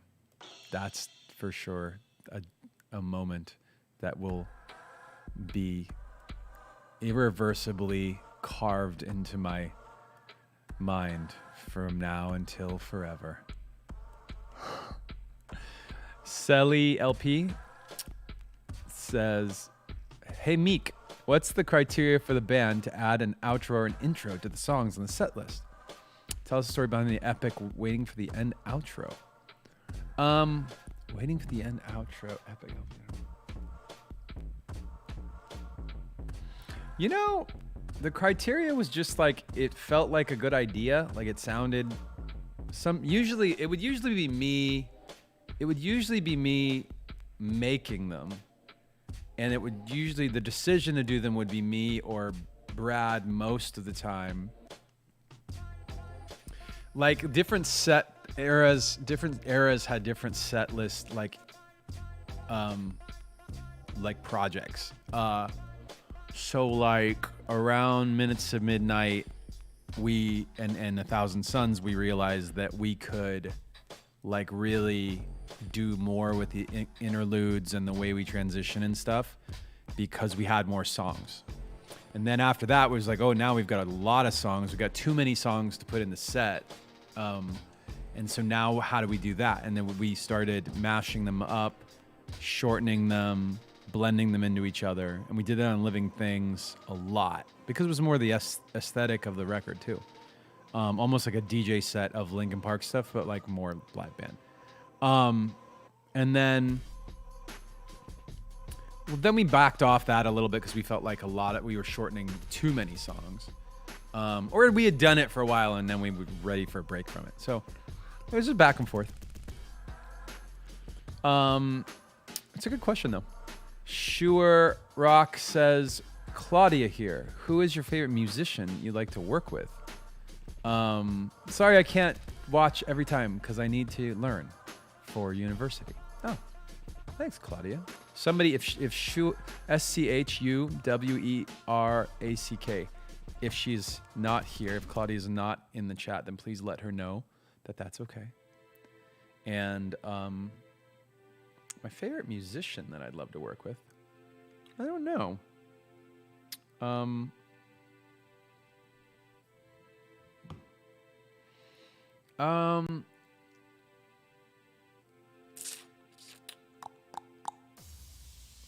You know who would have just been like? There's so many you can think of like that, you know, passed away or just like long ago, you know, were like remarkable talents. Like, if I always thought like some of the way that Jimi Hendrix played, people have like studied him and imitated some elements of his playing, but there was something so remarkable about like the way he played and the way he sang. I got to hear a recording of him, multi-track recording, and they soloed the guitar, and then they soloed the vocal, and then they played just the guitar and the vocal that he was playing with his hands and singing, and it was almost like two different people. It was so complicated. He was just naturally just like playing beautiful and interesting things with his hands while he was singing, almost independent, two independent voices coming out of him at once. So insane.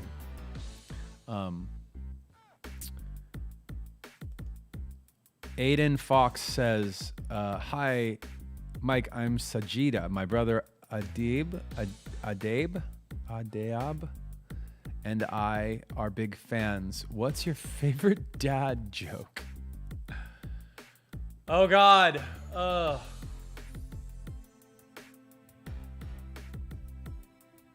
don't have a favorite. I don't think I have a favorite. You know what was a funny, like, I once in a while, I torture my kids.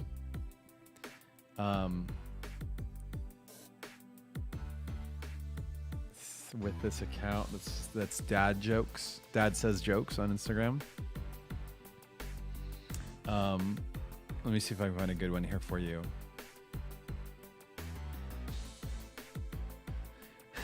What's the difference between a badly dressed man on a bicycle and a posh dressed man on a unicycle? Attire. My friend claims... Wait, hold on a second. Oh, these are so bad. Some of these are so bad. What do you call an ugly dinosaur? An eyesore.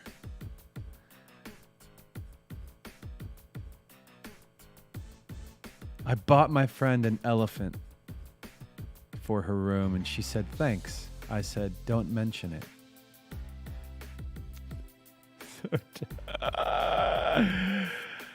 Are people born with a photographic memory, or does it take time to develop? Oh, God. Wait, there was one a while back. Let me see if I can just find it quickly.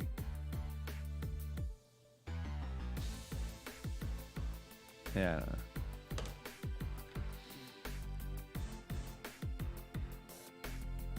Aravend221 says, hey, Mike, please share It's Going Down music video making experience. You know, I was... Joe directed it. Joe basically wanted to do a performance video in a really like unique environment. It wasn't anything crazy. Brad wasn't available. Well, I played the guitar on the song. I wrote and recorded that guitar, so anybody could have played, and we wanted me to be rapping in the video, so anybody could have played guitar. And Joe reached out to Wayne Static from Static X about doing it, and I think part of it was just like bringing in that element of like, oh shit, like look at that guy. You know, because his look was so crazy. So yeah, that was fun though. Wayne was cool. And the X-Men they were dope. They were just so great. All super nice guys and obviously insanely talented with a ton of like history behind. They were like innovators in that space, along with like beat junkies and like scratch pickles, and I'm forgetting. I mean, there's like dozens of them that you could name, but like and then you know that led into guys like A-Track and Z-Trip and so many others. But again, I can't. You can just go down the rabbit hole forever on that stuff. Really dope. TEGC Rocco says, have you ever thought of doing a stream where you do a deep dive into the production of an LP or post-traumatic song? I could do that. Let me think about that. One. Amoeba Ananda says, have you ever had your songs or set lists censored in other countries? Yeah. Okay, so yes, and I shouldn't say what and where. Probably get me in trouble with that country because it's happened before. And so yeah, so what generally will happen with that is like before you come, the country will say, these are our rules. Many times the country will say, send us the send us, before you, if you're going to play, you would have to send us your set list. If you don't send it, you can't play. And if you don't play that set list, you won't come back. You might get arrested. So those are kind of the rules. I will say, like, I can say, like, in Malaysia, for example, I can say about that this is them because it's really, to me, it's not a big deal. Being a Muslim country and like relatively conservative, they don't allow cursing. So they just request that, like, they want to see set lists and they don't want you to curse and they want you to self-edit. And they also don't want you to spit. And we had one time where the request was no spitting, no taking your shirt off, Chester, and no showing the bottoms of your feet. So don't jump. And we were like, whoa, what? Like, why is that? And they were like, oh, because it's like showing the bottom of your feet are dirty. Showing the bottom of your feet is insulting. It's like stick up the middle finger or whatever. It's disgusting. And we were like, yeah, I understand that, but like, no jumping. It seems like that's going to be really hold back the show. And it's a lot of rules. Like, are you sure we should play Malaysia?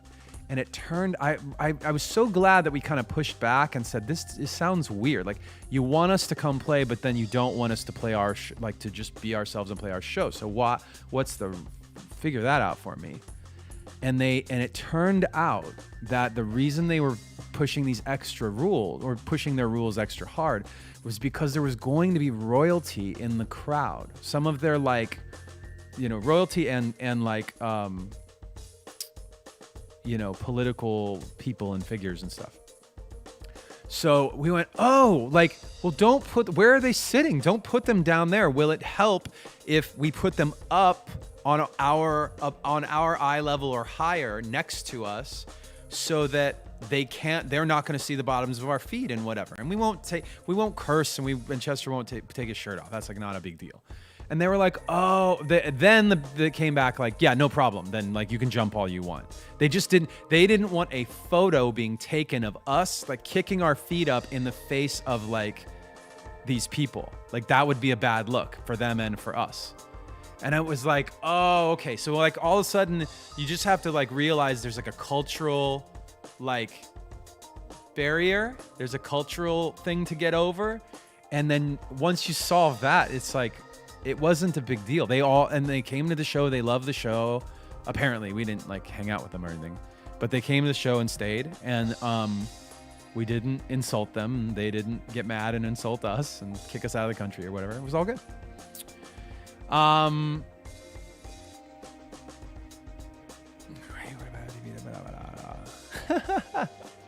Hannah 1115 wants to know where I got I have these white Adidas Ultra Boosts with a Japan. It has a Japanese flag and a firework on the side of it. That was like an exclusive. I happened to be touring in Japan when those were exclusive in Japan. So it was I just saw them and I was like, what are these? And they're like, oh, that's like just came out this week and it's only available at Adidas in Japan. Like, oh, dope. That's one of the benefits of traveling, I guess, and having money for shoes. Shen 183 says, saw you at Dallas HOB. It was so intimate. It was an amazing album. Thank you for the streams. Love to Anna and the kids. Thanks for PT and the streams. Thanks, Shen. That's it. That's the whole message. So nice. Lincoln Park fan Ulrich says, hey, Mike, what's the last thing before you go on stage, like a ritual? I usually huddle with the band, whether that's, as Lincoln Park or Matt and Dan for the post-traumatic tour. Like, we kind of just get in a group, get our heads straight. If it's been an easy and fun day, there's usually just very little to talk about. And it's all good. If it's been a hard day, it's good to, like, get your ahead in the game. And maybe sometimes like assert some like goals, like tonight we're going to do this. And if there's any changes or any like things to remember, it's always a good time to do that. Tater Tot says, do you think, oh, interesting. Do you think it's racist for people to call someone racist when they are not? Okay, so here's the thing. I don't think you said it's like I'm the only one in my family who does see color. I don't know I don't know what the backstory is on that. Here's my take on it.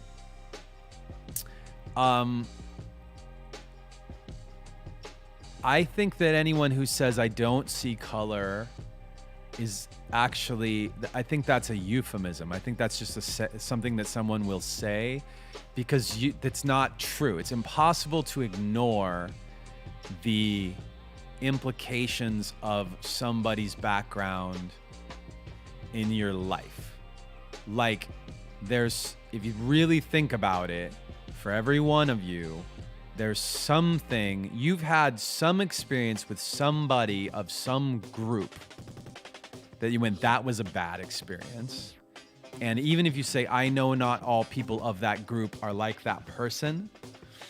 And I'm not talking about KKK or hate groups. Like, that's a different thing. I'm just saying race, gender identity, job, rich people, poor people, homeless people, da-da-da-da-da. Like, you've had an experience and it's helped sculpt the way you see the world incrementally. Whether that be 0.0001% or it's 50% of how you see the world is because this happened. So that whole I don't see color thing, I think number one, it's not true. I also think number two, it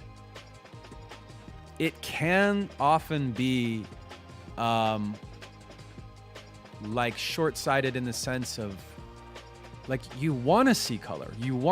I want to say, my friend Noor is Muslim. She's a journalist. She's younger than me. Her husband is Moroccan.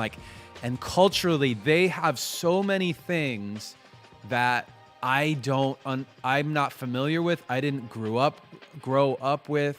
Like, whenever we've hung out a couple times, a handful of times, and because she travels a lot, we both have traveled and whatever. It's like, but we sometimes find ourselves in the same place, and things come up in conversation where it's like, what's that? I don't know what that is. Like, that's a part of your culture or your life. And you have to explain it to me. I don't know what that is. That's good. Like, those things, you're never going to know everything about everybody. Like, I'm never going to know when in the last like 2 to 3 weeks, I've seen black people on social media saying, like, somebody says, oh, I just read this or I just found this out or whatever. And I've seen black people on social media go, well, nice of you to catch up. Or like, oh, you should have already known that about Black Panthers and Malcolm X and these things about MLK and these things about whoever. And it's like, okay, like, yes, some of these things, all those things I just said are all very important, but we can't all be expected to know everything. Like, you gotta learn, and by the way, be paid. If you don't feel like being the teacher, then don't be the fucking teacher either. And don't lean, if you have like a group of if your group of friends is like 20 white people and one black person, please don't lean on them for every answer about every single black person on the planet. Like, they don't need to be, they're not going to have the energy for being the one. And that's true for, anybody who's in that position. Oh, you're my one Asian friend. Like, what do the Asians think about blah? just be patient with people. Be civil to people. And when you fuck up and you're not patient and not civil, apologize. This question was like, is it okay to call someone racist if they're not racist? No, don't call someone racist.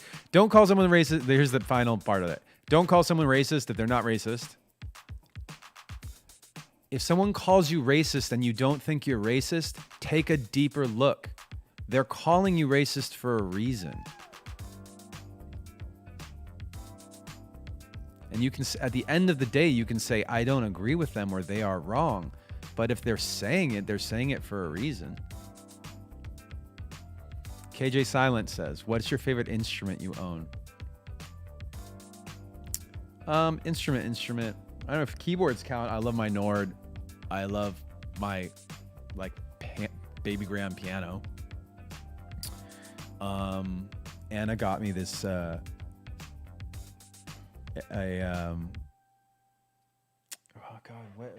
she's got me a couple guitars.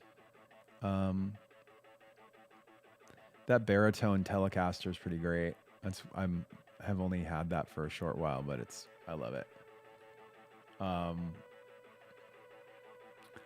So those are some of my favorites. I don't have one favorite.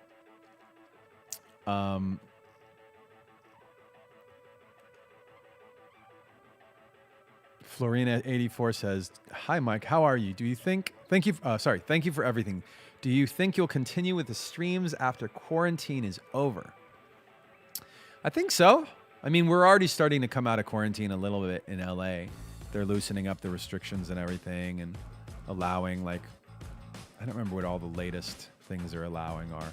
Restaurants? Stuff like that. Yeah.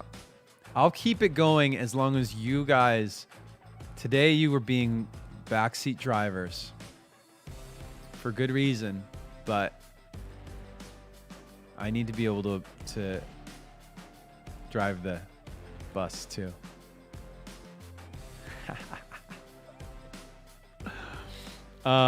Mika Vega says, could I suggest Vega from Street Fighter as one of your next drawings? Also, hi. Mika Vega, you tried to redeem an art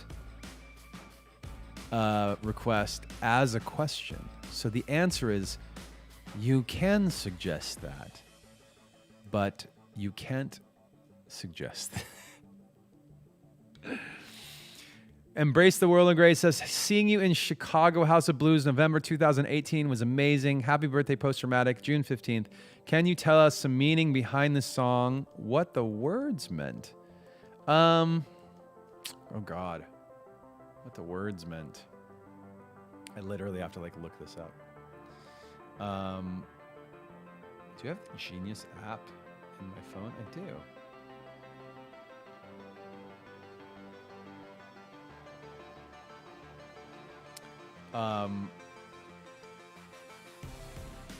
Sometimes it's hard to remember. We have a lot of songs. Oh! So that song is about, I had an, I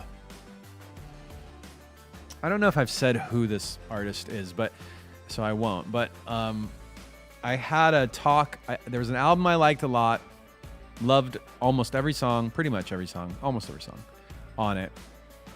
And then I talked to the singer. I did say it was Fantagram. Yeah. So 3, the album 3. Yeah. And then we talked, and then I was like, it was after Chester had passed, and I found out that she had lost her sister, had died by suicide. And I was like, said something about that record being, how they kind of dealt with and expressed that. And I was like, oh shit. In my head, I was like, no way. I love that record. And then I went back to it and listened to it, and I went, holy crap. I had no idea this record was about that. I didn't tell her that because we had already talked. We had talked, and then we didn't talk. But anyway, so that was crazy though. That's a crazy, and I know that that's not the only, there's other there's so many records that we listen to that we haven't been through the album, the things that they were going through when they recorded the album. We're just listening to it as good music, or we're listening to it because we connect to it in a different way. Yeah, so that was fucking crazy. Wow.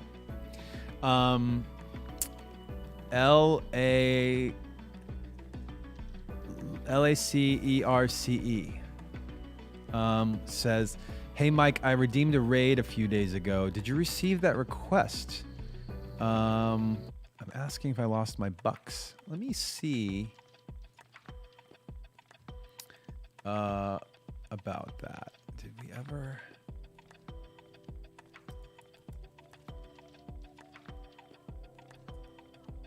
Huh.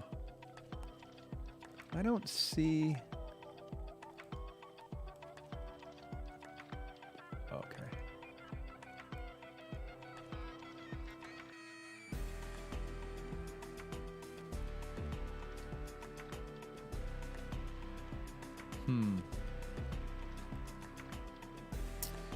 I don't know what. Okay, I'm gonna whisper at you, and you can tell me what the.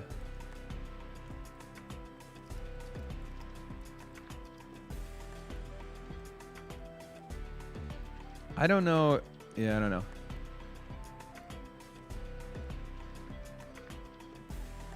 Sormund says, "Hey Mike, thank you for streaming. I'm a big fan of your art, of LP and your art since 2001. Did you? I'm curious about Open Door. Did you make a choice to feature? Oh, like, well, okay. So I picked the vocalists for Open Door, and we're wrapping up. We're doing some content to release that. So we're doing some stuff with it. More to come. More to come. Andy XLP says, "Have you ever had a fit of laughter or a hiccup at a concert? Mexico loves you, Miguelito." All of those things. Everything. Yes. Like coughing during a song, sneezing during a song, like losing it for whatever reason. It's like, yeah, everything. HARDIK 08011 says, "What is your most favorite moment while you are on a tour?"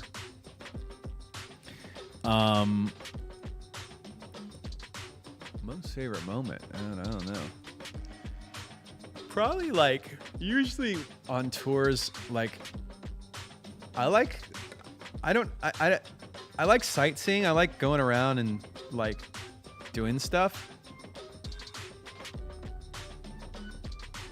And it usually depends on the city. Like I loved, like we spent tons of time in Berlin, gone all over that city on bikes, on walks, on, it's a great city to like go, like to bike in, to just go and hang out. Love the people. What else? Copenhagen. Awesome city. Again, biking, walking around. Both places have awesome food. But yeah, I did a bike tour in Berlin that was like one of the reasons why I kind of like fell in love with the city, because there's this guy named Alex who's like has a thing called his business is Alex's Bike Tours, and he just rides around the city with you, and he looks like Fabio from the romance novels. Like he's got like long hair and like lots of muscles, and he's just shows up with these bikes, and he's huge. And then everybody's like, in our heads we're all like, oh fuck, like this dude can ride around the whole city on a bike 24 hours a day. Like he's super fit. Like how long till we like pass out or like run into a car? And his vibe was like, he's like, hey guys, like we're gonna have fun today. If you want to ride for, I write on the pamphlet like it's like 3 or 4 hours, but if you want to if you only have energy for 2, that's fine. If you want to keep going till nighttime, that's fine also. Like, I'll just go as long as you want. We ended up like having dinner with him, like sitting at this little cafe outside and like hanging out and like having dinner. We went to like these like what do you call the tent encampments there? They have this thing in Berlin where people like you can live in these like homeless communities, but they all have like roofs over their heads, and they only have to pay like €1 to the government or something to like have this house in this community. It's a dope, yeah. The tent, well, they call it the tent city, but it's like some of the places are like old, like abandoned places that got abandoned after the war. So you'd have all these places that the people who didn't have homes just like squatted in, squatter camps or campingplatz. Yeah, it's like it was so dope. The graffiti there is amazing. They're selling all this art, and then there's like, you know, we were going through there. We're going to these places where these abandoned buildings where they had like dance parties and stuff. It's awesome. And then also like the like tourist stuff, like the, you know, what am I thinking? Reichstag and the we actually didn't go to the Holocaust Museum with him. We rode through it, but we didn't go inside. We went inside later. What else? Oh God, Mokar B says, "Hey Mike, the first 2 records were mastered by Brian Gardner, correct? Could you explain about the process?" Okay, so mastering is the final process in finishing a record, and it's these little tweaks, barely audible tweaks to your songs to make them, and so you take all the finished mixes and rap masterings where you put them together and sequence the album and decide how they either overlap or how much space goes in between them, the volume levels, the like compression and limiting and EQ, very, very subtly. Like average person, when I first started, when we first started making records, I could not tell the difference in what those guys were doing. All I knew is that it was louder. That back then, that's the only thing I knew. Is like, okay, that's louder than it was, and now it sounds like a record. And let's put the track markers here. Now, I can master a record myself. I still think that like Brian Gardner's place. Brian is, so Bernie Grunman is the company where Brian works, and Brian masters like, I don't know how, like maybe he masters like 3 to 6 records a day. I'm kind of spitballing, but like imagine that many finished albums going across this man's desk, and he just does his little EQs, because it's not like super tedious work. It's just he takes a pass at it and gets it sounding the way he likes it and then sends it back. Most people will be like, cool, we're done. Some people like us will be like, hey, could you, tweak these things? And be like, and he'll like go back to it and whatever. But it's crazy. All of Dre's records, all of Eminem, 50 Cent, Linkin Park, No Doubt, Exhibit, Bieber? I don't know. Like, banana sandwiches. Serban, Serban mixes records. So that's the process before mastering. We've mixed with some of the best out there. Serban did a couple songs on One More Light. Manny did some songs. Manny Marroquin. Manny's great, man. Manny, he's done a ton of our stuff. He did, Kanye, Bieber, I think Post Malone, Mac Miller,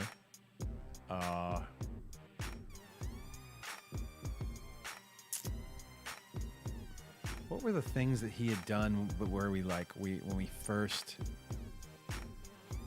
when we first, he did that Fantagram record too. When we first heard about Manny, I think there was something on his resume that I was like, yo, that sounded so good. I don't remember what it was right now. You don't need to like Bieber, just the records sound good.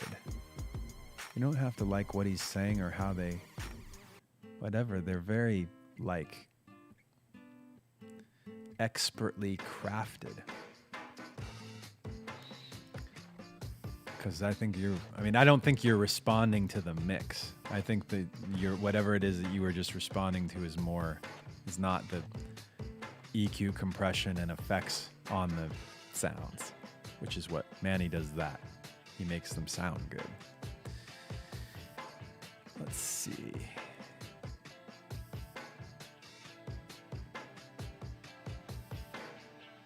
Odeli A says, hey Mike, I'm happy to live while you are alive. Oh, I love that. That's a great way to say that. Can you draw me something with my signature? I want to do a tattoo with your painting. Well, again, you gotta redeem an art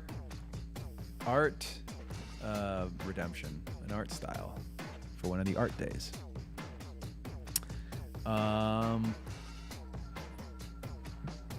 Excuse me. Cup of Green Tea says, hey Mike, fellow Art Center student here. How did you manage to balance staying on top of studies and being in a band? Oh, well, when I was in the band, when we started the band, so I started the band, the first songs were like at the end of high school, just me and Mark Wakefield. And then after that, we started doing it more. We got a little like interest and encouragement from this guy who worked at the label. And then started recording more and in my house and playing some shows like once a month or once every couple months. So it wasn't like we were basically like probably practicing like once a week or twice a week, recording once or twice a week. Studies, I didn't have time to do more than that. So yeah, it was, and then the further we got through, I got through school, like towards the end, the workload lightens up a little bit because you get to, I also was really good at, it's like, I was really good at consolidating my work. So like, if I needed to make an album cover for us, like a cassette, like we had these like demo cassettes that we'd hand out because we couldn't hand out. CD burners were like really unreliable at that point, and we didn't have money to like burn a whole bunch of them, whatever. But cassettes were cheap, so we could just send it over to the guy, and he'd make a bunch of cassettes, and they looked professional. And everybody had cassette players. So anyway, the point is, I was making the art for one of those, and then one of my school projects was like, a kind of an open-ended like design project. We're gonna use these techniques, but whatever you make with the techniques, like you can make whatever you want to make. And so I would do my project, and then that would be the cover of the thing. Like it would be, I'd do it in a way where I was killing two birds with one stone all the time. Just trying to be like efficient. Let's do a couple more.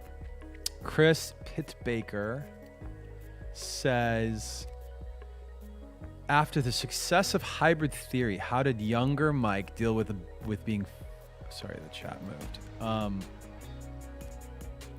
How did younger Mike deal with being famous and can't travel without people recognizing who you are? Did you underestimate it? P.S. I will love waiting for the end, especially the parts with Chester and you were singing and rapping. Thanks, dude. So I think if you look for the what's it called? The art show Glorious Excess that I did. So I did this art show called Glorious Excess, and then there was a second one called there's Glorious Excess Born, and there was Glorious Excess Dies. It was a 2-part show, and it was around the time when Paris Hilton became famous, and Britney Spears was like shaving her hair off, and people were starting to become famous for nothing other than just being famous and people talking about them. Like they didn't have a skill or a talent, or there wasn't anything there. And you know, that was not, I'm not that dissing Paris. I'm just saying like it was a criticism that was thrown around at a lot of different people. Like, well, why do we know of them? Why are they now on TV, or is everybody talking about this person and their meltdown or whatever? And I was on tour in other countries at the time. And so I was looking at their tabloid magazines and I didn't recognize anybody. Like I was like in Japan and they've got their own tabloids. And then I was in England and they have their own tabloids. I didn't know who any of these fucking people are. It's just like, oh, so-and-so said this about so-and-so. Oh, so-and-so was drunk in public and knocked over somebody's flower pot. I don't fucking know. The point is that I got to look at the phenomenon of fame as a person who was literally at the time, like was showing up for red carpets and stuff, filming them so that I could put the film footage in a clip in my art show. And so it was a weird time. But if you can imagine how my perspective on that was different than, somebody who was getting their very first reality show.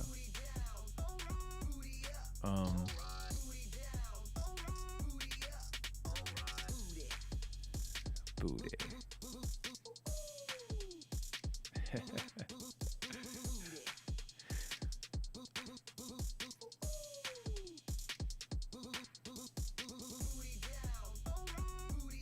Panda Ninja says, my question, camping tent or hotel suite?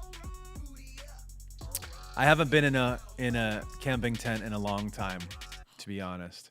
I don't have anything against camping tents, but the older you get, the more like sleeping on the ground. It's not just like the thing about it is like I wake up and my body hurts. So that sucks. And so being on, at the very least, like a cot would be the priority. So I could camp, but I'd have to have something soft to sleep on. JBob36 wants to know why Prove You Wrong didn't make it on the Post-Traumatic album. Thanks. And that's James. I just needed to choose. I didn't want to put every song on there. So I figured I'd leave a couple, it didn't make the cut. It sounded different enough from the rest of the record. And then I decided, I'll just release this later. And I did. Pretty simple. Mumu the Great says, awesome drawings. Please don't forget to upload the drawings from last week and this week so we can color it. Question, when can we get traditional art stream? A traditional art stream? Do you mean like, just like me drawing? That's what you want? Instead of all of the... Is that what you're asking, Mumu?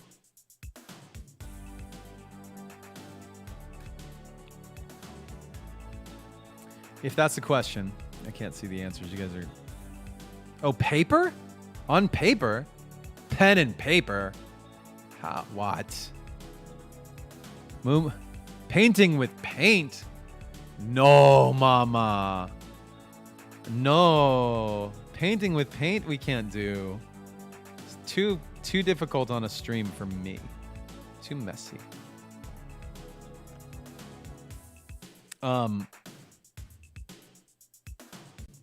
I did upload the drawings. I was just looking to see if some of you guys... Yeah! There's some good ones starting to come in from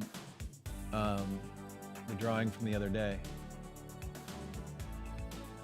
Some good stuff. I'm gonna put that. I'm gonna repost you, Saki. I'm gonna repost you right away. And also, by the way, some of the Fanteons went up. I forgot to repost those because of all the Black Lives Matter stuff, but oh Jesus. Shinoda Squad did a color of the panda and the cat too. That's great. So yeah, you guys are coloring these? Oh shit, this one looks super. Wow. Moo Moo can color. Are you like a colorist? She made the hold on, I'm gonna post this right now so you guys can see Moo Moo's like, look at this face. You'll see this. I'm like, she's pissed. She's pissed. You guys gotta go follow Moo Moo's artist page. Painting. If I do a painting stream, it'll be so long. It'll be so much like, ugh. I know. You want me to do it, don't you? I can't just be collecting like canvases too.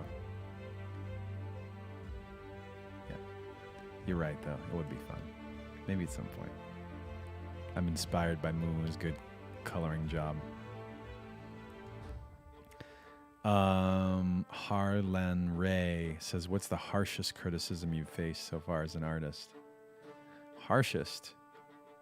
We get harsh. I have gotten harsh criticism on every record. I think that I have had every harsh type of harsh criticism on a song or an album that I can personally think of.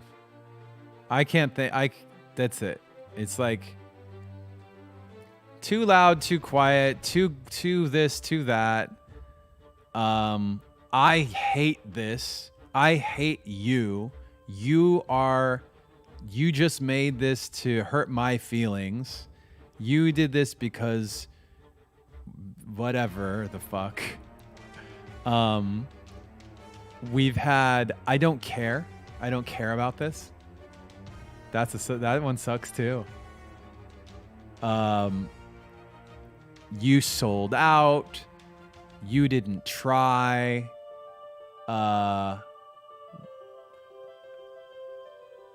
What in the world? I'm trying to think of like at the same time, like we put out.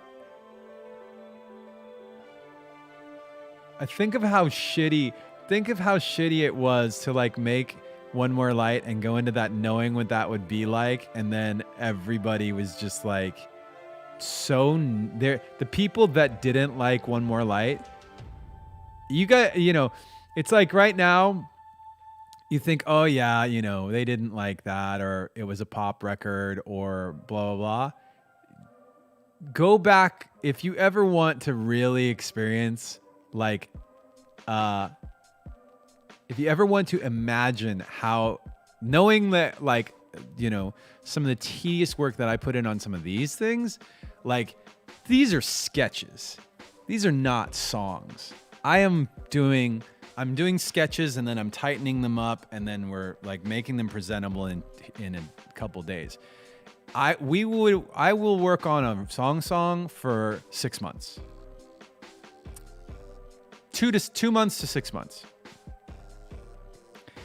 And then do that, and then like, refine and craft and mix and remix and change and mix again and master and come up with the whole, together, come up with a whole marketing plan and do a million interviews where we answer the exact same questions a million times.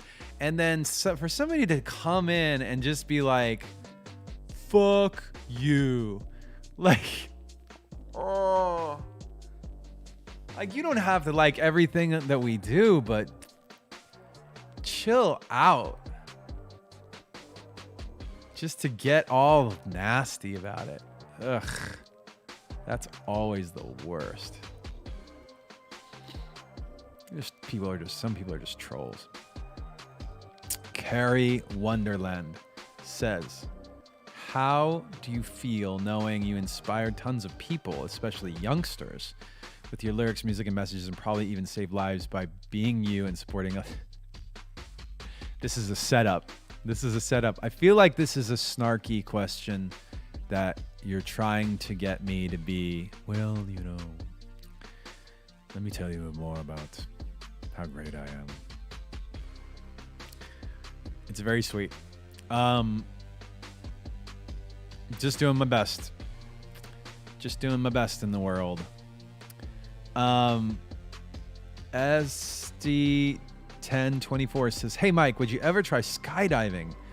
Love from Hungary. Thank you for the streams. No. I don't want to skydive. You want to know something about me? I've never wanted to do that.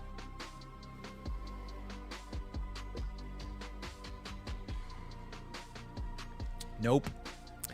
I have never been drawn to skydiving. It's not the whole like humans don't have wings, so they don't belong in the air. Like, I'm fine getting on an airplane. I don't like the feeling of dropping off of a cliff or out of something, or even jumping off of a high diving board. Just don't really like that feeling. It doesn't make me excited. Some people, no, adrenaline. I've jumped off. I've gone on those like tier 1 snowboard parks with like the really big jump, and you get enough speed to get up it, and you're gonna fly off of it a little bit on the other end. And when I was younger, I did those a little bit. Now, again, like, not a good idea to break a bone. I don't want to deal. Do that. Come down. Loved it. Snowboarding, I love it. Skydiving, no. I don't even want to scuba with sharks. Like, I've gotten my scuba. I had for a while. I have my PADI certification, which is scuba certification. Had that. Used it a little bit. But something about like going way down in the ocean, I loved that. Like, I love the ocean. I loved going down in the ocean. Just going down too far felt like, why am I doing this? I'm seeing different things. That's cool. But I liked the shit I was seeing at 40 feet, 40 meters. How do they measure it? They measure it with meters, right? I don't need to go deeper than that. I don't need to jump out of a plane. Why? Mad Mike LP says, hey, Mike, did you ever consider releasing a Linkin Park signature PRS guitar? No. I'm not the guitarist in the band. I feel like it's silly. I feel weird. I mean, I like making art on stuff, but I also feel like my guitar playing is functional, right? Like, I'm fine at guitar. I'm not terrible at guitar. I'm not good at guitar. It's functional. I do it to get my idea across and make these things that the guitar plays a role. I mean, I guess when it comes to like the more like riffy stuff, I probably have a little bit of a style. I certainly prefer like At the Drive-In or Helmet or Refused to Iron Maiden or Megadeth. And that's not shitting on those bands. They're great bands. I just, my personal like inclination and like the things that I like to play and like things and listen to, but like that's more my vibe. Like, I just like that more. Maybe like something, you know. And if you don't know, by the way, if you don't know, At the Drive-In, Refused, Helmet, like they're not the same thing, but if you don't know those bands, like what's the Helmet record would be Betty would be the one to listen to. At the Drive-In, I liked Relationship of Command. other people will say that's their poppiest record, and so but whatever. It's mixed by Andy Wallace. It sounded fucking awesome, and it got big enough that they broke up because they didn't want to be a big band. And Refuse is like Shape of Punk to Come is like one of the greatest rock records of all time. One of the most underrated. One of the best records, period.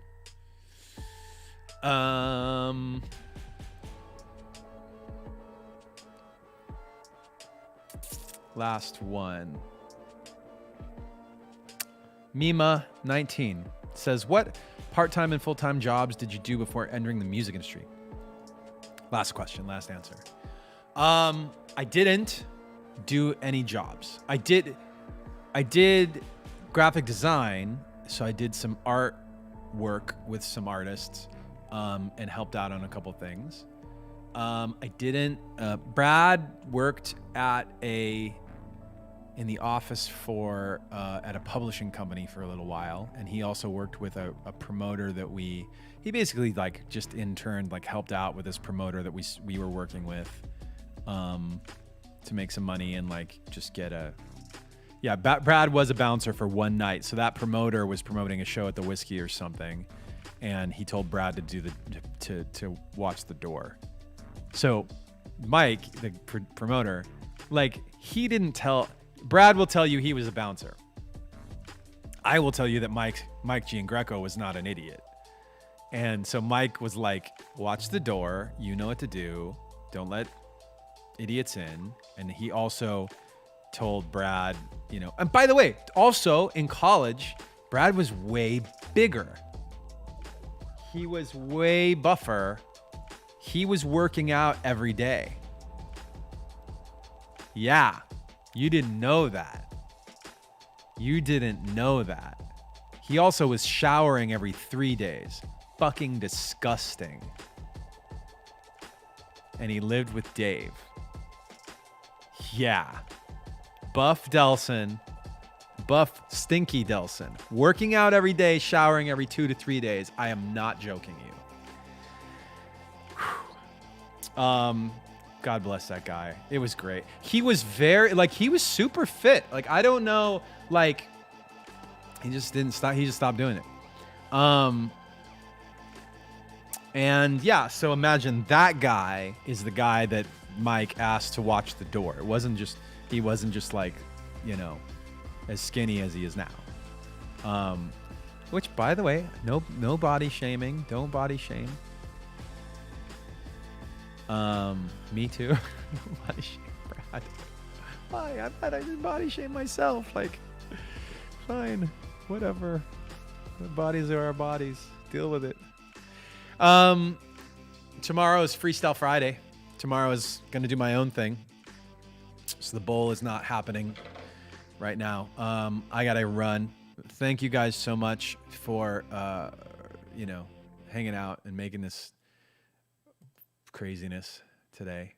I'm gonna run it back and play it from the top and raid somebody on my way out. Thanks for listening.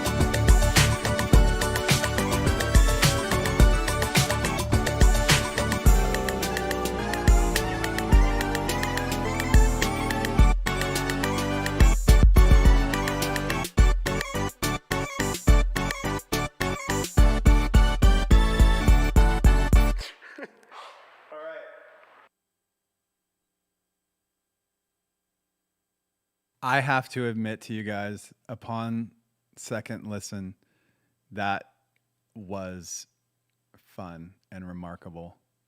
This was a very good stream. I liked that a lot. We are rating Dr. Damo's music, who is currently being watched by 2 people. Please treat them well. I don't know what's going on this channel, but it appears Dr. Damos is making music on Ableton or something. So say hello for me. Thanks for participating, and I will see you mañana.